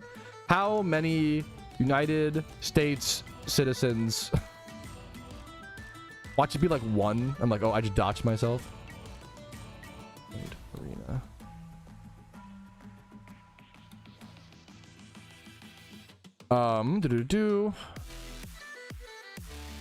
There are 17 people named Marina per every 100,000 Americans. That's like literally one of the rarest names. I'm sorry, but that's crazy. That's like that's gotta be one of the rarest names. The bar with Clarko. Oh yeah, I'm actually stupid. Jack, fair point. Fair point, fair point. To be fair, the one Marina I knew was foreign exchange. Oh, what are we fucking, bro? I'm getting gaslit. Yeah. Streamer says, hey, Marina isn't really a typical American name. Well, actually, no, I didn't. I actually lived in Europe for 20 years and met one Marina, and the only Marina. It's very funny. That's awesome. Am I getting backseated on Jimmy runs in whispers? I can't do that. I'm sorry. I'm okay. Thank you. Okay. Let's prep for Entei hunting. It's a super unknown name. We're all trolling. Dude, I never know anymore. You guys are too fucking good at that. Remember, doesn't exist? Yeah, there's like literally not one. Did it come from? The name Marina originates popular in Spain, Italy, Portugal, Slavic countries, Russia, Ukraine.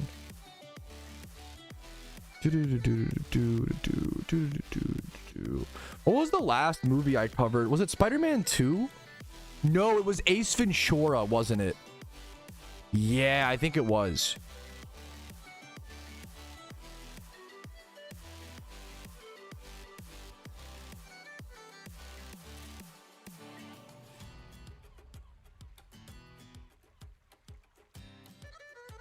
Wanted to do other in-game content before let's go to lose a lot of Pokeyen fast, dude. Yes. If you don't have like your Jimmy Run team like up and ready, it's tough, man. Good luck to you, man. I need to level this Weezing still. Let me grab Swarm Pokemon. Stuff like this. This is because of alpha spawns. This. Throw this in here.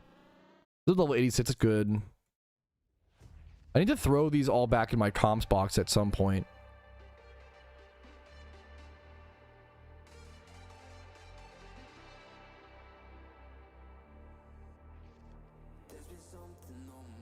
I don't know if this is worth keeping. I might end up releasing this before the It's really sad, but I might end up releasing this before event season to make space. I really like having the rares because I ditto farm and stuff like that, but it's hard to justify. I need my first Pokemon for lucky egg farming. That's what I need. Okay. Perfect. Okay. Let's head over to the spot. I need to go to the restroom really quick. Let me head over to the location. Every single year, cat. Yeah, there you go.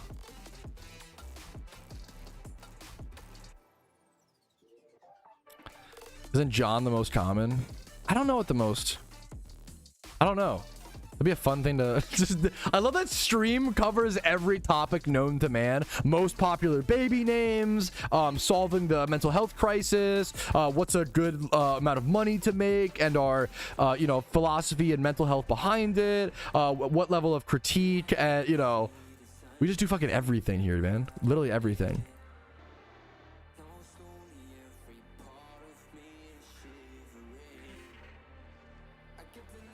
Most popular name. I'm gonna thief this. Fuck it. The most popular names vary by location and year. Olivia, wait, what the fuck? Last year, this is weird. I did not know this. In 2024, the most popular names were Olivia and Liam. I would have never... Liam? Bro, shout out to all... That name... I'm so sorry if your name is Liam in chat. I'm just saying this for entertainment purposes. That name fucking sucks. Bro, shout out to all the homies last year who were named Liam. Holy shit, that's rough. That's a rough life, man. I don't know. I can't explain why it sucks. I just feel like it sucks. That's a tough life, man. Olivia, I kind of like as a name, but it's super common. Historically, names like Michael and Mary were really frequent over this past century. Olivia, Emma, and Amelia. Amelia, one of the most... I do like the name Amelia a lot. Noah, Liam, and Oliver were the top choices in the US in 2020. What the fuck? We're having a different... We're changing, bro. Mary was the #1 female. That's a... What a... Wait. These... Talk about a fucking long-ass streak, bro. The name Michael was the most popular name for boys for 44 years. Holy shit. And then the name Mary. Mary was the most popular female name for 31 years. What a fucking streak, dude. Holy shit. What a world record, man. My eldest son's Michael. I mean, it's based because it was popular. Now it's not as popular. So now you're bringing it back before it, you know, I respect it, man.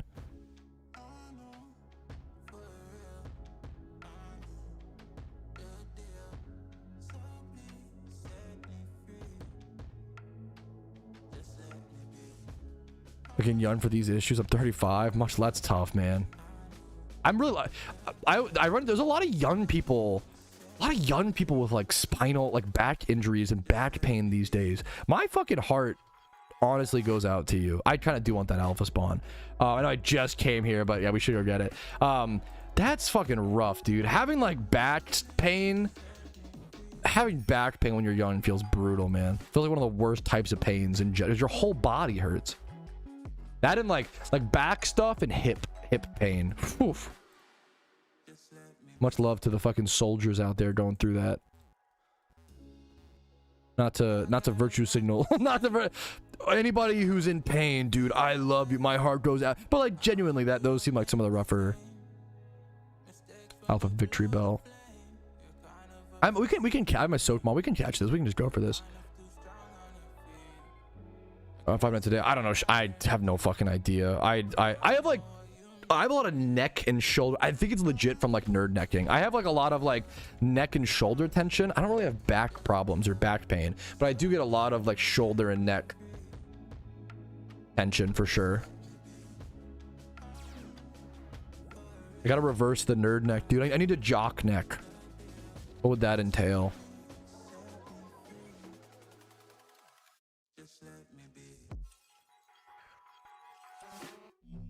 Walking. That oh, just walk. Oh, okay. True. Based. I can't wait for it to be fucking winter, bro. I'm not gonna lie. I just still, bro, I'm just always hot when I stream. When I stream, my I talk so much that I release so much hot air into my room that it gets warm. Like, it sucks. My AC is set to 67 degrees, and I have the fan in my room running, and I still get really warm. Because I'm into a window, so it's like a little, it's like sunny, and you know, there's a little bit of sun, like, but it's just, I need it to be winter. I want it to be winter so bad, man. Please bring me that winter. I did soak this. Okay. A fan with you? Yeah, I'm just a fan. Dude, I could get an extra box fan, but at that point it just feels fucking crazy. But portable oven. Also, I have like the 3 monitors and like my, you know, I have like this TV. Like, I'm around a bunch of portable heaters essentially, right? I was open, right? Yeah. No, yeah, a lot. Like it adds heat for sure. I do think it's, but the problem is when I'm not streaming, I get cold. I'm 1000% sure it's me talking so much it's the hot air, because when I'm not streaming I get really cold, like, so I'm like I have to like change the thermostat and turn off the fan, but when I'm streaming I have to have everything on and I still get hot.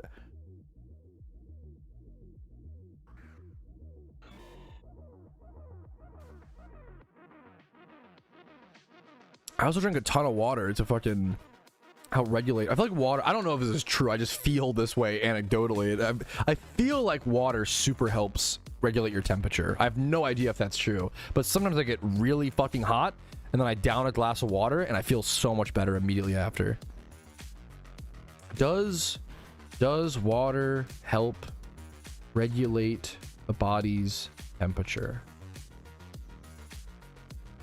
Yes, water is essential for regulating the body's temperature through sweating and heat distribution. Yes, I feel like, yeah.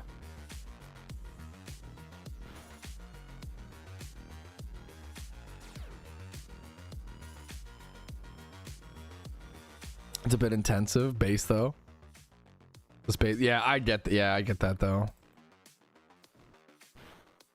Stream during peak out. That's true as well, bro. B, where the sun is like at its peak. You're not wrong. You're not wrong. You're spitting facts.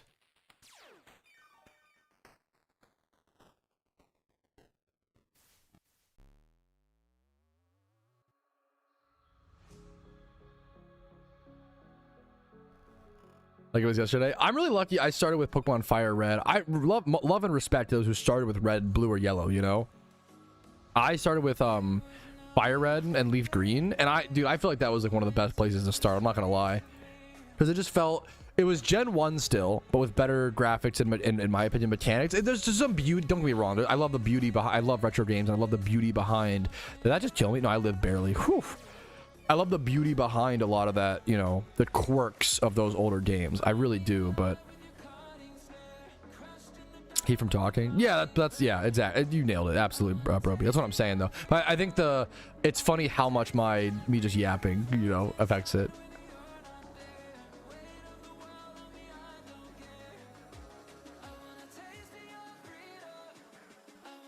Yeah, it really fucking did, Stacks. It really like I love Fire Red, Leaf Green. So some of my favorite games of all time. I think to be fair, I think most people's, how many people in chat, like, how many of you is your favorite Pokemon game is the first one you played? Like, I think for most people, there's no shame in that. I think for most people that's true, you know? Nothing wrong with that. Dude, I am a little bummed I never played Silver or Crystal. Crystal seemed so fucking cool. Crystal seemed revolutionary. And obviously we have Heart Gold in the game, but like it's not that, you know. Crystal seemed really fucking cool.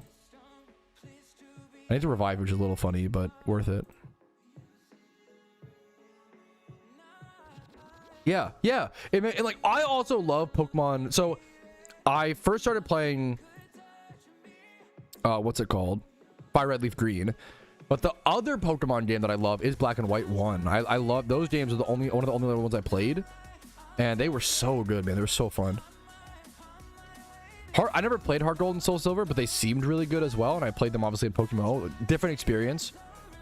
Yeah, Crystal seemed really cool. My favorite from Blue. I feel like some of the only Crystal seems legit, dude. Like some of the only people who like a Pokemon game that wasn't their first game are the Crystal enthusiasts. What's up, Jordan? Happy to see you, dude. Original Gold, fair. Of water caught. Base, true. Too much water. He was scolded at the time, but he was literally so correct for that review, bro. Too much water. He was right, man. I stand by that. There was a lot of discussion about it, like whether the problem is we already had the Kanto in the game. Do we remove the problem is, do we remove the current Kanto and then introduce the Johto Kanto, and then you only have 4 regions to travel to? I'm not surprised they didn't add the Johto Kanto. It kind of makes no sense. You would travel to one region differently than the others, which would make no sense. You'd have to have Johto done to play the Kanto in the game, which makes no sense compared, you know. It's so inconsistent.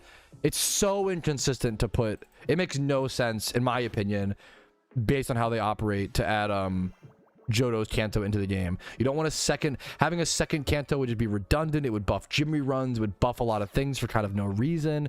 It'd be a redundant playthrough to have to do.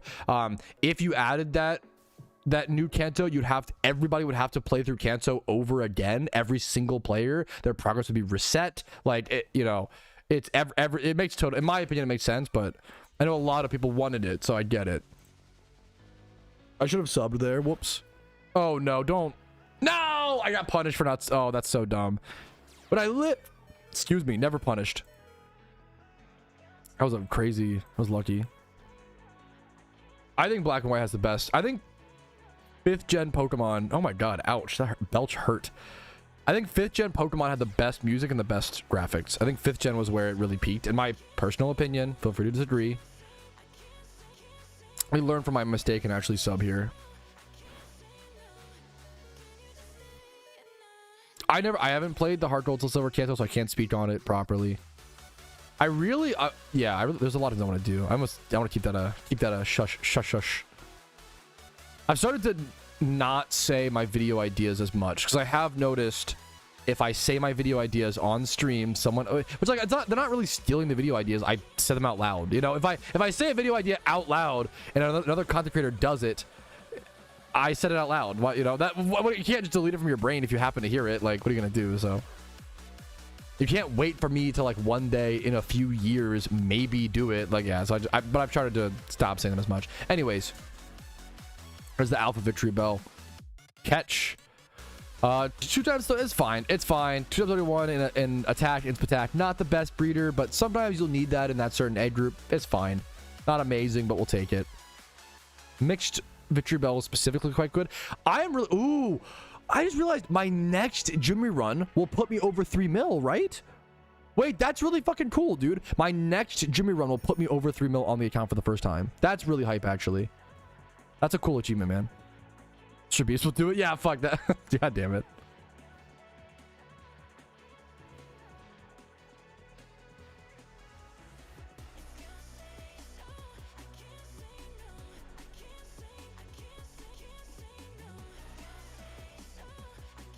Be cool if they made the hard game the post game fights like Morimoto and Steven on par with Red Reef. I could more end game NPCs. I'm so down for that. That was my first game. That must be so interesting. Like, if X and Y is your first game, how that affects your perception. I have no idea.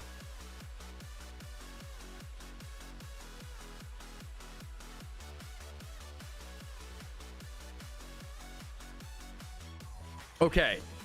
I'm gonna go take a quick restroom break, guys. I'm gonna be right back. When I get back, I am going to be popping legendary lures on the Iron Man account and going for this Entei. Okay, so we're gonna see what happens. I'll see you guys very soon. I'll be right back.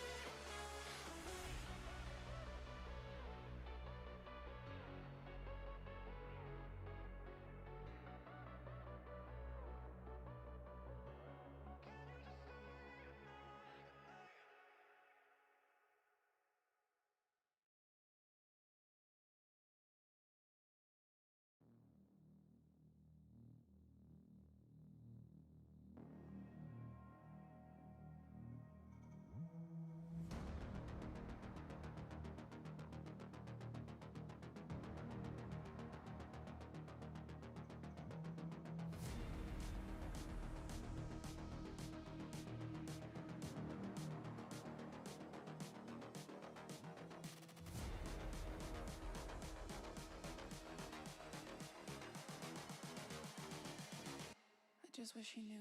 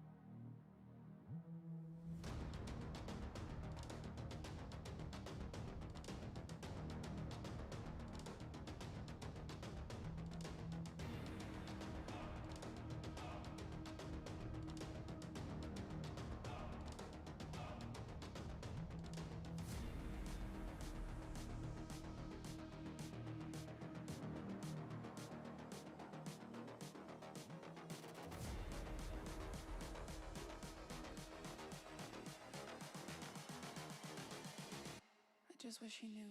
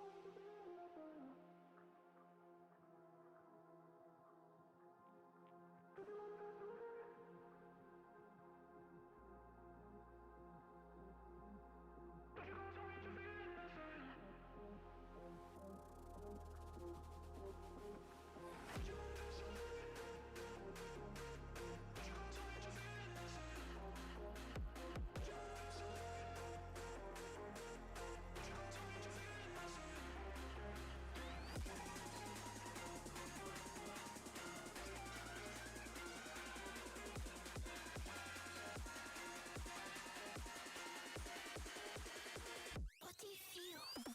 Nothing.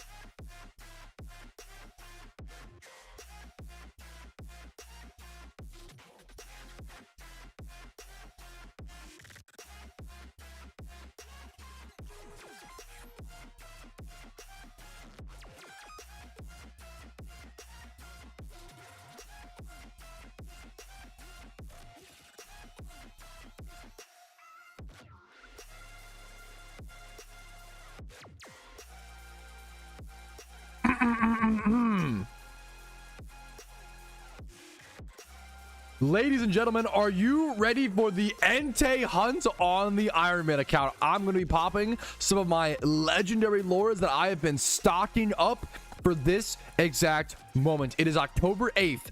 I only have until about even like October like 24th-ish, 1 week before the event. I'm going to be taking a long break before event season, so I'm fully charged. I am not going to be allowing myself to play PokeMMO for a certain period of time in late October so that I can charge up and be ready for event season. I have to take a manual break.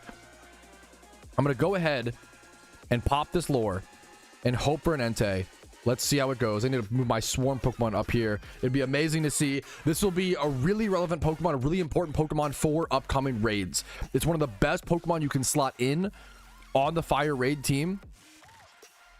But not every Iron Man is going to have access to it. You have to find it this month or a previous one. What's up, Choco? But a devour... Huh? What? Huh? What's up, dude? I saw Good Boy last night and really enjoyed it. I really liked it too, dude. I can do a clip on it. Here, one sec.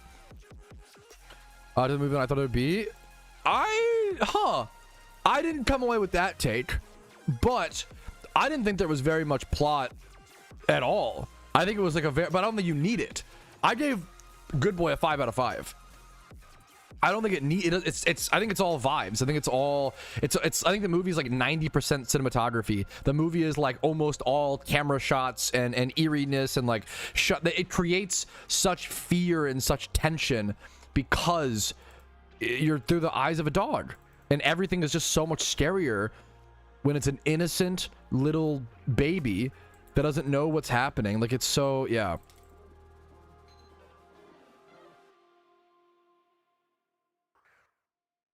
Do you have a letterbox? Yes, I do.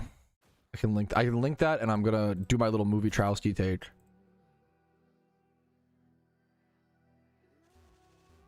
I really fucking liked Good Boy. It was really good. What do you mean by that, Choco? I feel like every movie can be. What do you mean by that? Double time's really good. There was only one stare that there was one stare that really got me. There was one stare that, like, it was the stare, I don't want to spoil, on the steps, yeah. Yeah, because the whole movie's very slow. There's one fast moment where I fucking jumped out of my chair. It really got me. My wife, like, literally couldn't watch most of the movie because it was so scary to her. I don't think it's even that scary of a movie, but it's just, I don't know. It's a thriller. There's so much tense. It's just so tense the whole time.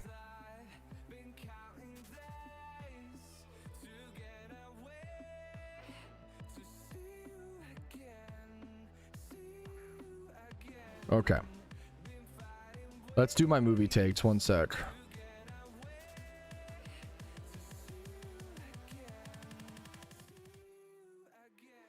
Oh, I haven't seen some of these in a while.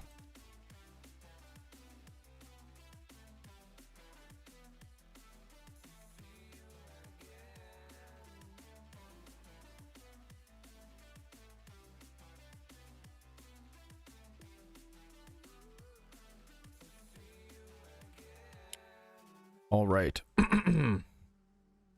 Alrighty, fellas, it is that time again. It is time for either your most favorite or least favorite part of the stream recap. It's time for the movie Patrouski takes. This is where I drop my opinions, my thoughts, my feelings on movies. I am not a movie expert by any means, but I have been watching about a movie or so, a little bit more than a movie a day over the year of 2025. Me and my wife have a pass to our, like, a battle pass to our local movie theater where we go constantly. We've seen 10 movies on average a month for the past, I believe, 5 to 6 months. We've seen over 50 movies in the theaters this year. It's been a blast.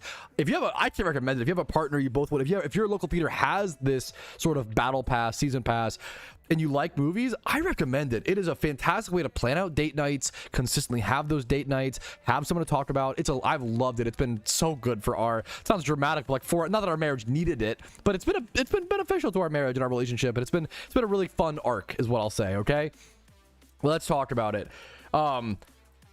I'm going to start from bottom to top because that's the order I watched them in. And some of these movies I have not seen in like 10 days. It's been so long since I haven't been kept up on my movie Patrouski take, so apologies. In the Mood for Love. This is like a cult classic. People love this movie. I think this movie, and I haven't stopped thinking about it. I think that's the sign of like a really good movie that stays with you. There are certain good movies that you won't think about like ever again. Like, it sounds harsh. We'll get to it at the end, okay? But I feel that way about One Battle After Another. One Battle After Another is it's a very good movie. It's a fun movie. I don't know if I'll be thinking about it in 2 weeks. I think it'll be out of my brain, sadly, right? And that's just how movies are. You can only keep so much. But In the Mood for Love, I feel like it's so unique. I will keep that it will stay with me for forever. It's In the Mood for Love is it's like I don't want to spoil it, but it's like a tragic romance. It's really, really sad. I didn't expect it to. It's a really sad, tragic romance movie, and it's just really beautiful. And it's a lot of body language and non-verbal communication, and that's all I'll say. It's like a cult classic, considered to be one of the best movies of all time. I had never seen it. I finally watched it. I watched it in theaters. The reason I watched it was they showed it at my local theater, so I was able to go watch that in theaters. That was really cool. Next up, Spider-Man 2. I also saw in theaters. My theater did a recent re-release. It was really fun to watch Spider-Man 2. My wife had never seen the Tobey Maguire Spider-Man, so I got to show her we watched all 3 Tobey Maguire Spider-Mans in theaters. And I actually think I already did. Yeah, my Spider-Man 3 review is up there. Spider-Man 2 is probably the best Tobey Maguire, probably the best. Spider-Man 2 is probably the best Spider-Man movie, period. I think most people agree on that. I don't think it's like a hot take, pretty cold take, but I think it's true. I gave it a 9 out of 10. It has a lot of meme lines. It's funny because, like, I think in Spider-Man 2 is that they have like the pizza time when there's a lot of dumb dialogue, but it's so lovable. Spider-Man 2 is like so lovable and so fun. I really, really enjoy it. Someone says I will always say Tobey Spider-Mans are so perfect comic books. I actually don't like Tobey Maguire is not my favorite Spider-Man. Andrew Garfield is, personally, but I think his movies are the best personally.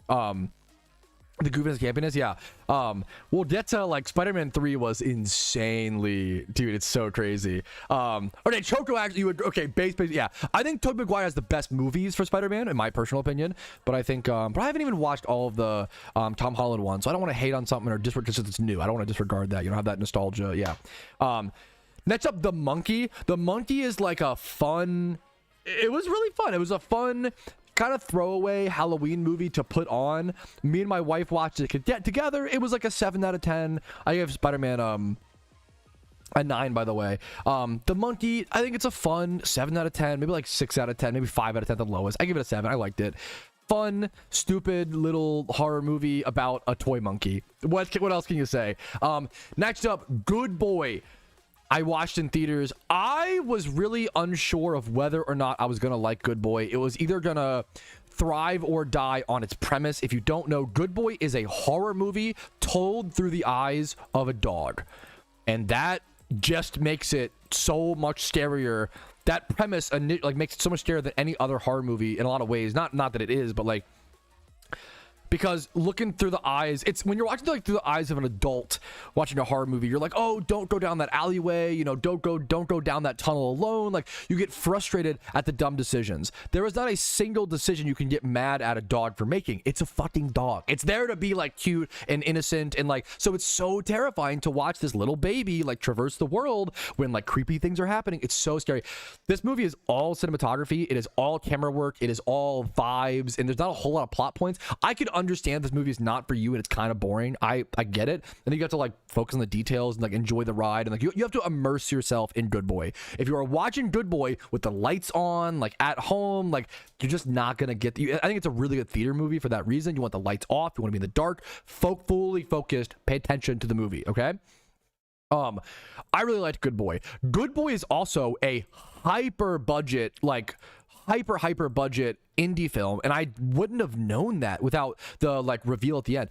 It's crazy. This is probably easily the best like indie film I've ever seen. I watch a fair bit of like dumb low budget indie movies on certain websites because they're always there, and it's like something new you don't hear people talk about, and I like that. But dude, Good Boy is insane. It was literally just a couple that filmed Good Boy with their dog. He's not an actor dog. It's just their dog. And they filmed this movie for like 3 years. And it took like so much time to get all the shots because they were just working with their own untrained dog. Good Boy is really something special. I think it is like the best indie movie I've ever seen, like by far. I think Good Boy is fucking amazing. The directors are just so talented. It was the family. They filmed it. It's literally just a fucking couple. They filmed it in their house with their dog, and that's the whole movie. It's all like, it's crazy. It's so genius. They did such a good job. Wow. Anyways, next up, I give it 5 out of 5 and a like. I really liked Good Boy. Next up, My Chair. My Chair is like a 13-minute stop motion YouTube video from a really strange, weird guy on YouTube. His name's like Eric something. He's like a Joel Haver friend. I like him. He's a really weird guy, really strange guy. Reminds me a lot of Connor, not a lot, but like a fair bit of Connor O'Malley in his style of comedy. Kind of niche. If you like it, you like it. If not, I like this stop motion, and this is fucking gorgeous. It's considered a short film. It's like 13 minutes. It's on YouTube, but it's like really high quality. The stop motion's gorgeous. I don't know if the plot is something I really care about, but whatever. Next up, one of the biggest disappointments to me of the year, and I think something that a lot of people aren't agreeing with me on, The Smashing Machine. Dude, I'm gonna read my review. Because I'm just sad. I actually can't believe I didn't like The Smashing Machine. This movie is right up my alley. Like, I should love this shit, dude. It devastates me to be writing this review to say that I didn't enjoy this movie. The trailer was so much better than the movie itself, and it also contains most of the plot points. This movie didn't really add that much depth to the trailer itself. This is an abusive relationship movie disguised as a fighting movie. This should totally be my shtick. I love the story, but I was left feeling unemotional and uninspired by the performances, soundtrack, and lack of passion. I think I shouldn't say performance, let me qualify. Dwayne "The Rock" Johnson does a fine job. I think it's almost hard to tell because the person he's encapsulating just has a very specific style of talking and like very specific mannerisms. I think Emily Blunt is actually the best actor in the movie over Dwayne, but she's missing a bit of appreciation for that. His job is good, but it's almost hard to tell how good it is because of how strange the person is. In Mark Kerr, is not strange, but like just a unique guy, which you have to be on the ground floor of something like the UFC. This movie's about one of the first UFC fighters, to make that clear. Sorry for not saying that sooner. Fighting is all about passion. It's one of the rawest forms of our pursuit of satisfaction and achieving our categorical desires. So why does this movie feel like it is on a neutral tone from start to finish? I don't feel like Mark is a boiling pot of water that's about to burst, as I should. The whole thing just feels shallow and monotone. Disappointed, but glad I watched it. I had to go see this movie. I'm really bummed. I really wanted Smashing Machine to be... A lot of people are like saying it's like one of the best movies of the year. People are saying it's like Dwayne's gonna win an Oscar for it. I left super disappointed. I was in my mind, yeah, I'm bummed about what it is. What it is. I'm bummed about it. I'd love to hear your guys' thoughts in the comments down below. Next up, Spider-Man 3. I had way too much fun watching this movie in theaters. Dude, and just because I didn't like Smashing Machine, I'm the minority. A lot of people really seem to like it. So you might love Smashing Machine. Don't take my opinion as an absolute amazing review, right? But I thought it was lacking. I thought it was just lacking passion, hard lacking passion. Anyways, Spider-Man 3. Spider-Man, don't get it twisted, okay? Don't get it confused. Spider-Man 3 is an ironic comedy, okay? That's the way you have to think about it. This movie is so fucking funny. It's like a good bad movie. It's so fucking funny at how dumb and ridiculous it is, and all the scenes of him dancing. It is so insane, and it's really fun. Me and my wife could not stop laughing. We were like, I was smiling ear to ear like almost the entire movie watching this in theaters. This was one of the most fun movies I've ever watched in theaters. I gave it now it's a really bad movie, but it's really fun. I gave it a 3 out of 5, or a pretty typical cold take, 6 out of 10. But I gave it a 3 out of 5, a 6 out of 10, and a like, because this was one of the most fun experience, like top five theater experiences of 2025 for me. Once again, having seen over 50 movies in the theaters this year, I thought it was a blast.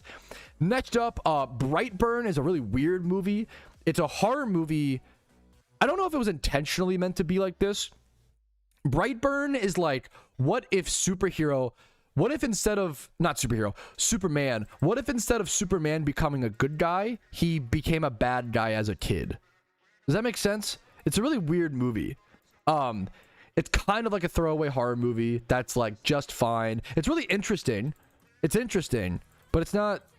It kind of falls flat. There's not a whole lot of emotional attachment. It's better than Smashing Machine, which is crazy. But I put on Brightburn as a throwaway watch while my wife was out like doing some errands or some shit. So there you go, Brightburn. I gave it a 2.5, 5 out of 10. It's like fine.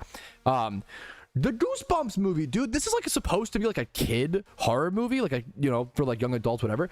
This was fun. This was just a fun movie. This Goosebumps, the movie from 2015, it has Jack Black in it. It felt very it reminded me a lot of Jumanji. If you like Jumanji, you'll actually love Goosebumps. This movie was like shockingly just fun to me. I ended up giving it a 6.8 out of 10 specifically. It was just fun. I don't have a whole lot to say. The comedy was like way better than I was expecting for a kids movie. Jack Black is so lovable. This was just a really fun little movie to watch in October is what I would say. Definitely add it to your list if you're looking for another October Halloween movie. That's not super scary. 6.8 out of 10. Next up, the final movie, this is the big one. I think the movie that most people are talking about right now in movies is One Battle After Another. I think it is a very good movie. I might just read my full review because it's a very good movie. Let me read my review because I don't want to. It's really hard. You have to like word very carefully here. And some of my movie reviews are a little harsh, so hear me out, okay? I gave One Battle After Another a 9.2 out of 10. It's a good movie, man. I was down to be the hipster hater because it bugs me how much people glaze PTA or Paul Thomas Anderson, the director, or honestly any director at that point, because they're the most inconsistent artists on the planet. No disrespect, it's a really fucking tough gig. I've come to this, my opinion, of like getting really into movies in 2025. I'm pretty new, right? But like, I don't understand why people love directors so much, because for every director that I've seen, has like a 1 out of 5 movie and a 5 out of 5. Like I have not watched a director who constantly puts out bangers. I've not found one yet. People always say Tarantino. I haven't seen like Reservoir Dogs. I haven't seen Pulp Fiction. I have to watch more of his movies and maybe I'll get there. But like PTA is really good, but he's not. No director I have found is perfect. Christopher Nolan's not perfect. PTA is not perfect. I feel like I don't understand the love of directors because they're just so inconsistent. I don't understand. In my opinion, PTA is very talented. I loved what Punch Drunk Love, and I loved One Battle After Another. I shouldn't say hated. I really disliked The Master. I thought it was like really unimpressive, and I didn't get what he was going for. Didn't enjoy it. Anyways, let's continue back to One Battle After Another. Okay, people glaze PTA like really fucking hard. Like any director, I just don't understand it. That's just me personally. One Battle After Another is very good. It allows for character development first, comedy second, and good storytelling third. I think comedy has changed so much that all like the biggest, most like pretentious kind of movies right now are kind of just like fancy comedies. I feel like for a long time, like comedies were like the like less than genre and people belittled comedies. I feel like comedies are like super, most of the big movies are comedies. We just don't want to call them that. And it's kind of funny to me, in my opinion. Anyways, the whole story in One Battle After Another, aside from the initial prologue, takes place in like a 24-hour period, yet it's a 3-hour movie, which really shows the patience and respect to let the characters develop. The unique twitching from the villain to show he's like a Weasley little insecure rat under this tough guy persona. Leonardo DiCaprio's tweaking to show his desperateness to be a good father, even though his brain is cooked. Willa's fierce bravery in the face of hardship met with fetal position cries when she has a moment to herself. Every single character is nuanced and fleshed out. Let me check this Chansey 1 sec. This movie touches on the rough world a previous generation handed down to its current generation, yet its earnest attempts to fix it while also referencing the ridiculousness of the old revolution versus new revolutionary dynamics. Like the whole time you're fighting this moral struggle of, well, damn, these guys are pretty extreme, and that's not normally very good, and they shouldn't do that. But like, holy fuck, these guys are like 10 times more extreme. I guess you got to fight back somehow. What are you even supposed to do in the situation? You're kind of just fucked. Like, it's a really tough dynamic. I wish, my final thing is like, I wish I felt more of an emotional connection to the characters. I kind of didn't. I just didn't feel, I kind of just knew they would be okay. I never felt like the characters were in any real danger because the comedy was so high in One Battle After Another. The comedy was so front forward. I couldn't like, I didn't really, there was the drama got left by the wayside in my personal opinion. Some of the most connected I was into the movie was actually Benicio del Toro's character, and his family had like this like underground railroad operation. That shit was really interesting, and I would have loved to see that like loop back, but they kind of just left it by the wayside and kind of just moved on to like Leonardo's story, which it makes sense. But the most emotional impacting part of the movie like kind of got left by the wayside in my personal opinion. My wife agreed with that. We talked about that a lot, but she agreed with that. Anyways, that's my thoughts. That's the movie Patrouski takes. Let me know where I'm wrong. Let me know where you agree. Let me know your thoughts. I love, recommend movies. I love watching movies. I'm just a dumb little guy with his dumb little opinions. Thanks for watching movie Patrouski. Okay, let me get back to the PTA. That's my least favorite. That's a good fucking, to be fair, that's a green flag. I really didn't like The Master. I haven't seen Boogie Nights. We might watch it tonight, actually. I need to talk to my wife. Boogie Nights is playing in theaters tonight. Wes Anderson's never made a bad movie. Have you seen The Life of Henry Sugar? To be fair, I don't like Wes Anderson's style. I hate it's a style preference, not that he's bad. I really despise his like every dialogue is monotone type beat. I have not seen There Will Be Blood, which is crazy. There's always more to watch. I have a lot more to watch. I need to watch Boogie Nights. I need to watch There Will Be Blood.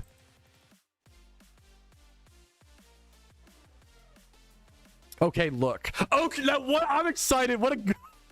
Okay, look is such a good start. I don't love Wes Anderson's style, which is, fair. The Life of Henry Sugar was fucking insufferable to watch. Wes Anderson to me, and it's sad because like about him is that's so funny to me. I get that. That's a style difference. I totally get that. I respect that. The life of Henry Sugar was simultaneously so boring and so... I feel free to disagree with me. I feel like Wes Anderson might be like the most pretentious director out there right now. I don't even know if it's his fault. I feel like he is just genuinely doing his style and being himself, but it just comes off as this like it just I don't. Some of his movies, like the Royal Tenenbaums, I refused to rate Royal Tenenbaums. I didn't get it. The Royal Tenenbaums was legitimately like over my head. I do not get the joke. It wasn't funny to me. I didn't rate it poorly. I just refused to rate it because it's just like, it's so not for me, and I so didn't get it. I couldn't rate it. The Wonderful Story of Henry Sugar was like incredibly boring. I have not seen Fantastic Mr. Fox, Grand Budapest Hotel, Asteroid City. I have seen I Love Dogs is my favorite Wes Anderson movie for sure, because I think it focuses on the like story and on like the versus like his directing style. My main point is like, I don't understand. Yeah, that's my dude. I think what tilts me is like, fans of directors are almost always so obnoxious. I think that's where I'm at. Like, and maybe it's not even, I think Wes Anderson is literally just being himself, which is all like, I think he's actually based, but the way people talk about his films is fucking, same with PTA, is like fucking insufferable. It's so annoying. That's one I have not seen. His most popular ones are Grand Budapest Hotel, Mr. Fox, Asteroid City. I have not seen. I have a friend. I'm sure they're great. Like, I watched the Phoenician Scheme. I thought Phoenician Scheme was like fine. I gave it like a 6 out of 10. The Phoenician Scheme felt like the Phoenician Scheme was like Scooby-Doo for adults, is how I described it, which is like fun. The acting is great, but it's just not that. Excuse me. I don't know. I just feel like a lot of stuff like that gets over. I think people fall in love with directors, and I don't know why. Maybe it's because they want to be directors themselves, and I don't know. They admire the skill, which is there's nothing wrong with that. That sounds like dismissive. I don't mean that like that. Like, I'm not sure. Okay, not great. Yeah, finishing was like, yeah, it was. I think most people agree with that. It was fine. Yeah. My take is like, I have not found a director where everything they put out is bangers. I don't know if it's possible. Like, what artist does, you know? Like, that's fucking sick, Karko. Good for you, dude. Yorgos Lanthimos movies. I will look him up. I'm really trying to learn about movies and watch as many movies as possible. I don't feel confident in my movie knowledge. I'm just like, I truly feel like this is the first year of my life where I've really been into movies, so keep that in mind. I'm not like, I could change all of these opinions. Oh, this is the guy who made Poor Things. Oh no, I hated me and my wife both hated Poor Things. I need to watch The Lobster, and that's just my opinion. A lot of people really liked Poor Things. It won, you know, whatever awards. I really did not like Poor Things.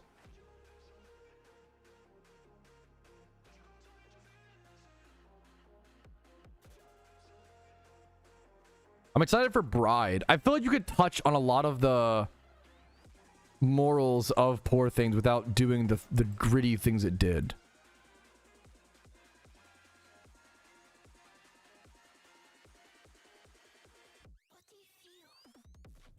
Something of the Sacred Deer. I haven't seen that. I can add that to my watch list. I love a watch list. I love adding stuff, okay? I was really saddened by play. Poor Things just didn't. I don't think it's said enough or did enough to like show what it did. It just felt edgy. My review of Poor Things is really mean as well. I called it the Barbie movie for snobs. I do stand, like, in my opinion, I feel like Poor Things literally covers like most of the same morals as the Barbie movie, but in the most like edgy, like, it's weird way. There's good elements to the story, but it's just the worst execution. Like, it felt like the edgiest execution for no reason. Like, in my opinion, I thought it was like super. I don't know. I don't think it was worth. I was not a fan of Poor Things. Not a fan. Not a fan. Anyways. I think we're calling it. I think we're getting close to the wind down period, fellas. Ready Player One. If you like Ready Player One, you don't want to know my Ready Player One take. I couldn't stand Ready Player One. I couldn't even focus on the plot. Ready Player One felt like one of the most.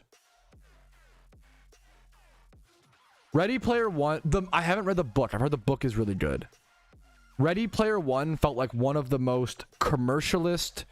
I get that reference. Pog movies I've ever seen in my entire. It felt like the most bat chest movie, like the Twitch I've ever seen in my entire life. I was like, oh, that's Master Chief from Hey, I play video games. Yes, dude, I love video games. Pog, he's sick, dude. Oh my Pog. And I'm like, this is, as someone who's played video games my entire life, I'm like this. I'm just cringing. When someone tries so hard, or something tries so hard to be relatable and constantly like make references, I find it to be the cringiest kind of entertainment possible. I find it to literally be like the worst sludge that could possibly be. I hate like, oh, I get that reference, like, oh, Pog, like I literally couldn't even. I call love Elf. I love Elf. Okay, I need to say movies I liked so that you guys can flame me, because it can't just be me flaming you, because that's not fair. I think it was on point. I appreciate. No one ever says that, Eric, so I appreciate it. Love Elf. I fucking love Elf. Let's cringe the movie. Maybe I grew up watching it, so that's why I fucking think Elf with Will Ferrell is the best Christmas movie. Okay, I fucking love Elf.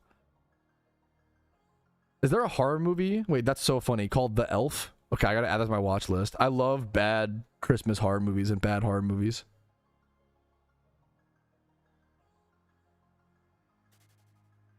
People like, I'm trying to think, do people dislike my food takes more or my movie takes? Strange Darling, I have not. I will add it to my watch list. I literally add anything for the most part. The Holdovers, I have not seen it. I'll add it to my watch list. Holdovers, type to The Holders. The Holdovers, 2023, Paul Giamatti, add it to the watch list. Really? That's a good recommendation. Good actors, 4.2 average reviews. That movie might be a banger. I've never seen The Holdovers. Strange Darling next. What the fuck?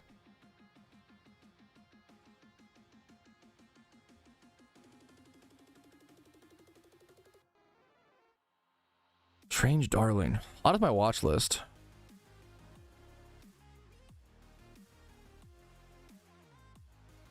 Okay, I have never heard of a lot of these. I love hearing this. Your food takes are better. After Sun.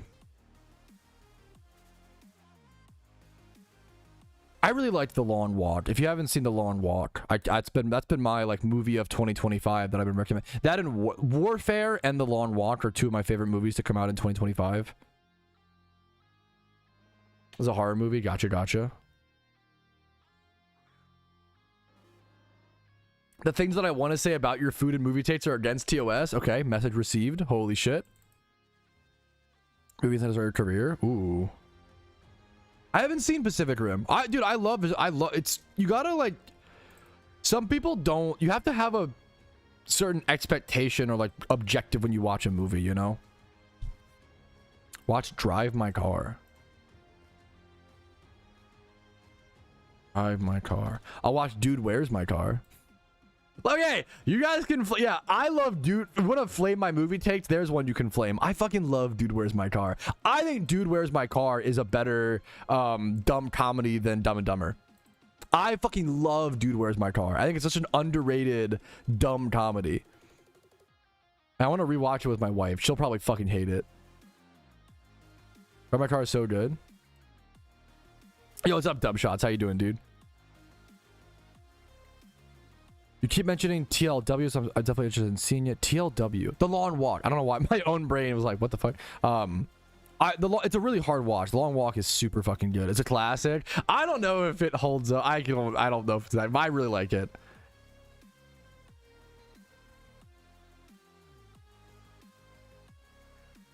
Do you find Family Guy cutaways to be cringy? You want to know my real take on it? I think so growing up, yes and no.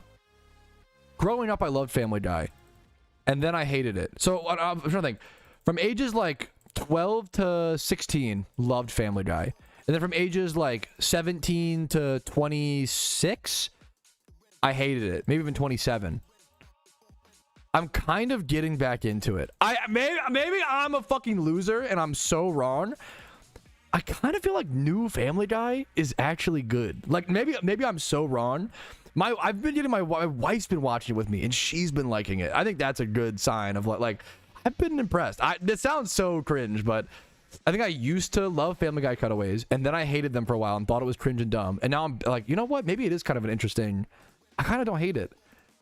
They got memed on for a while by South Park and stuff. I think it's you know, I love South Park. Is South Park better than Family Guy? Yeah, of course.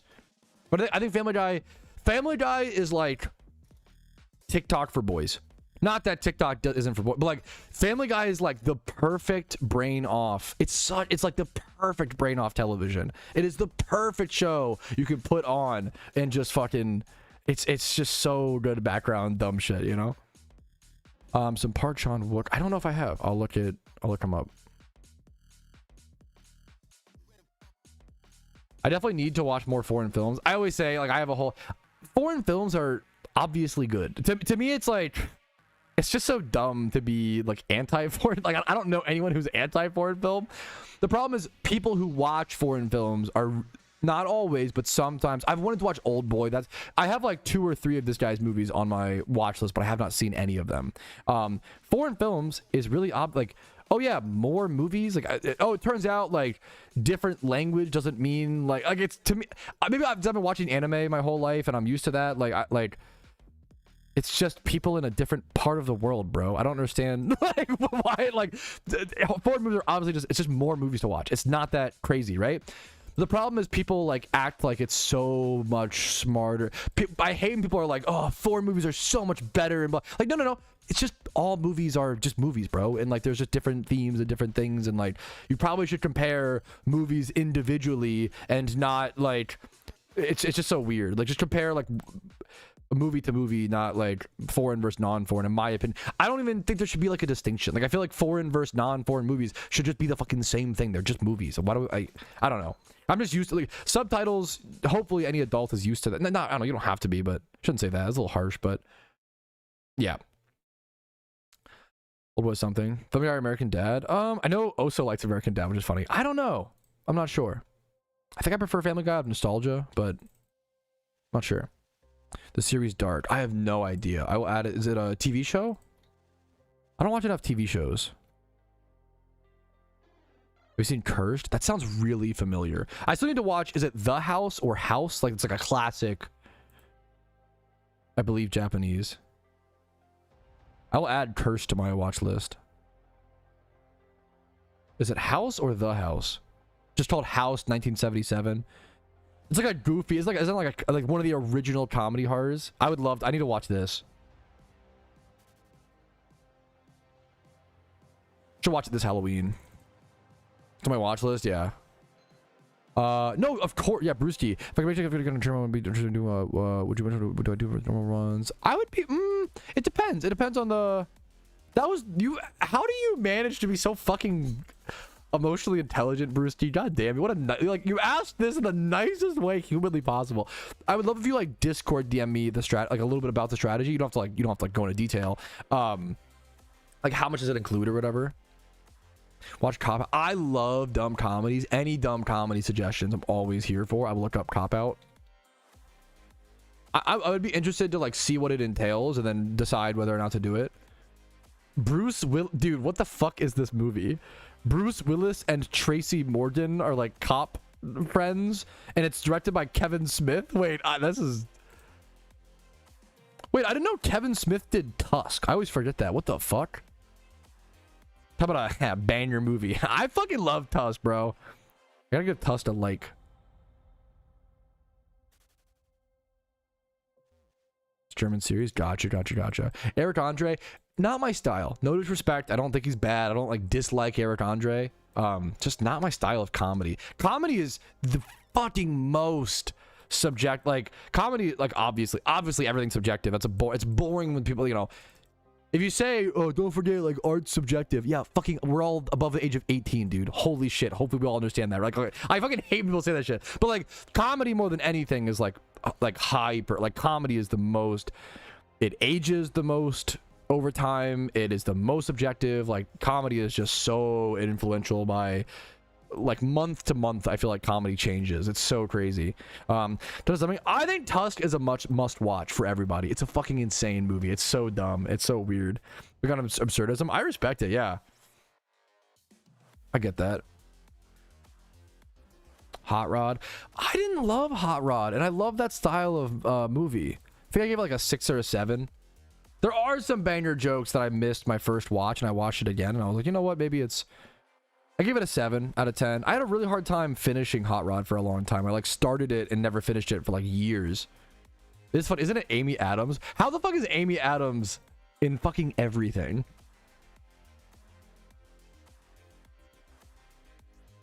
She's literally in fucking everything. Or is it not Amy Adams? Am I confusing white women? Let me... Sorry, no, that's fucked up, but... Who's the...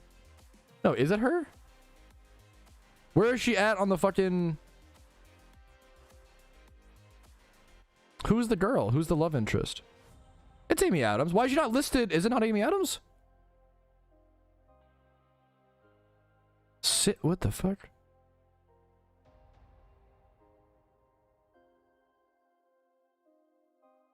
Oh, it's not. It's Isla Fisher. She's in... Oh, is it the girl in... Okay, it's the girl in, Now You See Me, the first one. Bro, who's excited for Now You See Me, Now You Don't? Those movies are... Talk about a good, dumb, fun movie.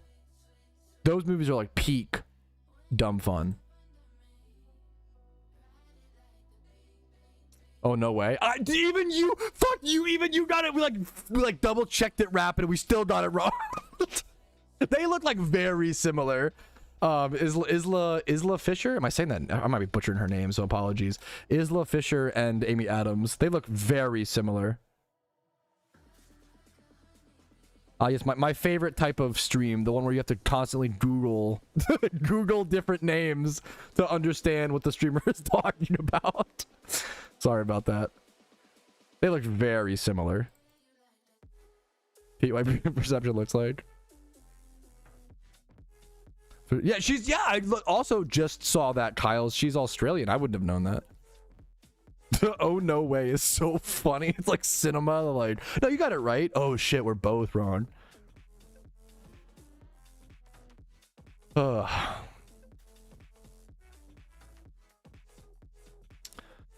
Alrighty, fellas, and I think that's gonna be the place to go ahead and call it today. I think we're really just an update waiting room. We wanted to, you know, play the game, make our daily progress. We mostly just talked about movies and shit. I'm gonna be so honest, man. That's like the position the streams are at right now, which is just, you know, how it is. With that in mind, I'm probably gonna not stream tomorrow, so apologies for those looking forward to the Thursday stream. I might stream on the weekend though because of like catch events. We'll see how that plays out. Probably will. Keep an eye out for the catch event streams. Thank you guys for watching. Like the video if you enjoyed it. Dislike if not. Subscribe to the channel for daily PokeMMO videos. I do upload every single day. Streams Monday through Thursday on 12 p.m. ET, usually. Discord down below, and if you're interested, you want to go above and beyond and support the content, YouTube memberships, Twitch Primes, Twitch subs, and PayPal and Venmo donations help out a ton. They all allow me to be here. Thank you guys for watching. Thanks for the above and beyond support. Have a great day. Have a good week. I will see you guys probably Friday for a catch event or so. But other than that, have a good one. For now, peace, Reno. Thank you guys for a banger stream. I'm gonna be off tomorrow. I think probably work on. I have a lot of videos to work on, and I think if I have stuff I want to work on, I want to focus on that and then do streams. Should be like a extra above and beyond thing versus like the main thing sometimes, but it depends. I'm excited for event season. So thank you guys for having fun with me and making Pokemon more fun and enjoyable during the down season. I think we're really entering quiet time right now, in my opinion. But I don't know. We'll see. There's a lot of good discussion being had though, so it's up and down. I'm gonna raid someone on Twitch. If you want to stick around for like an extra 2 minutes. And like spam some smiley faces, spread some love. Let's see who is live. Wild Grizzly Bear is live. Even if I don't raid him, go check him out. But we'll see when raid.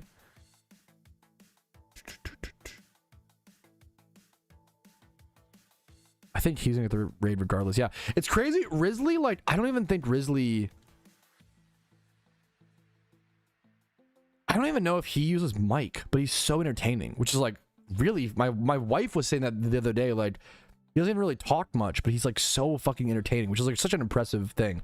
Anyways, I'll see you guys. Enjoy Risley. Peace, Reno.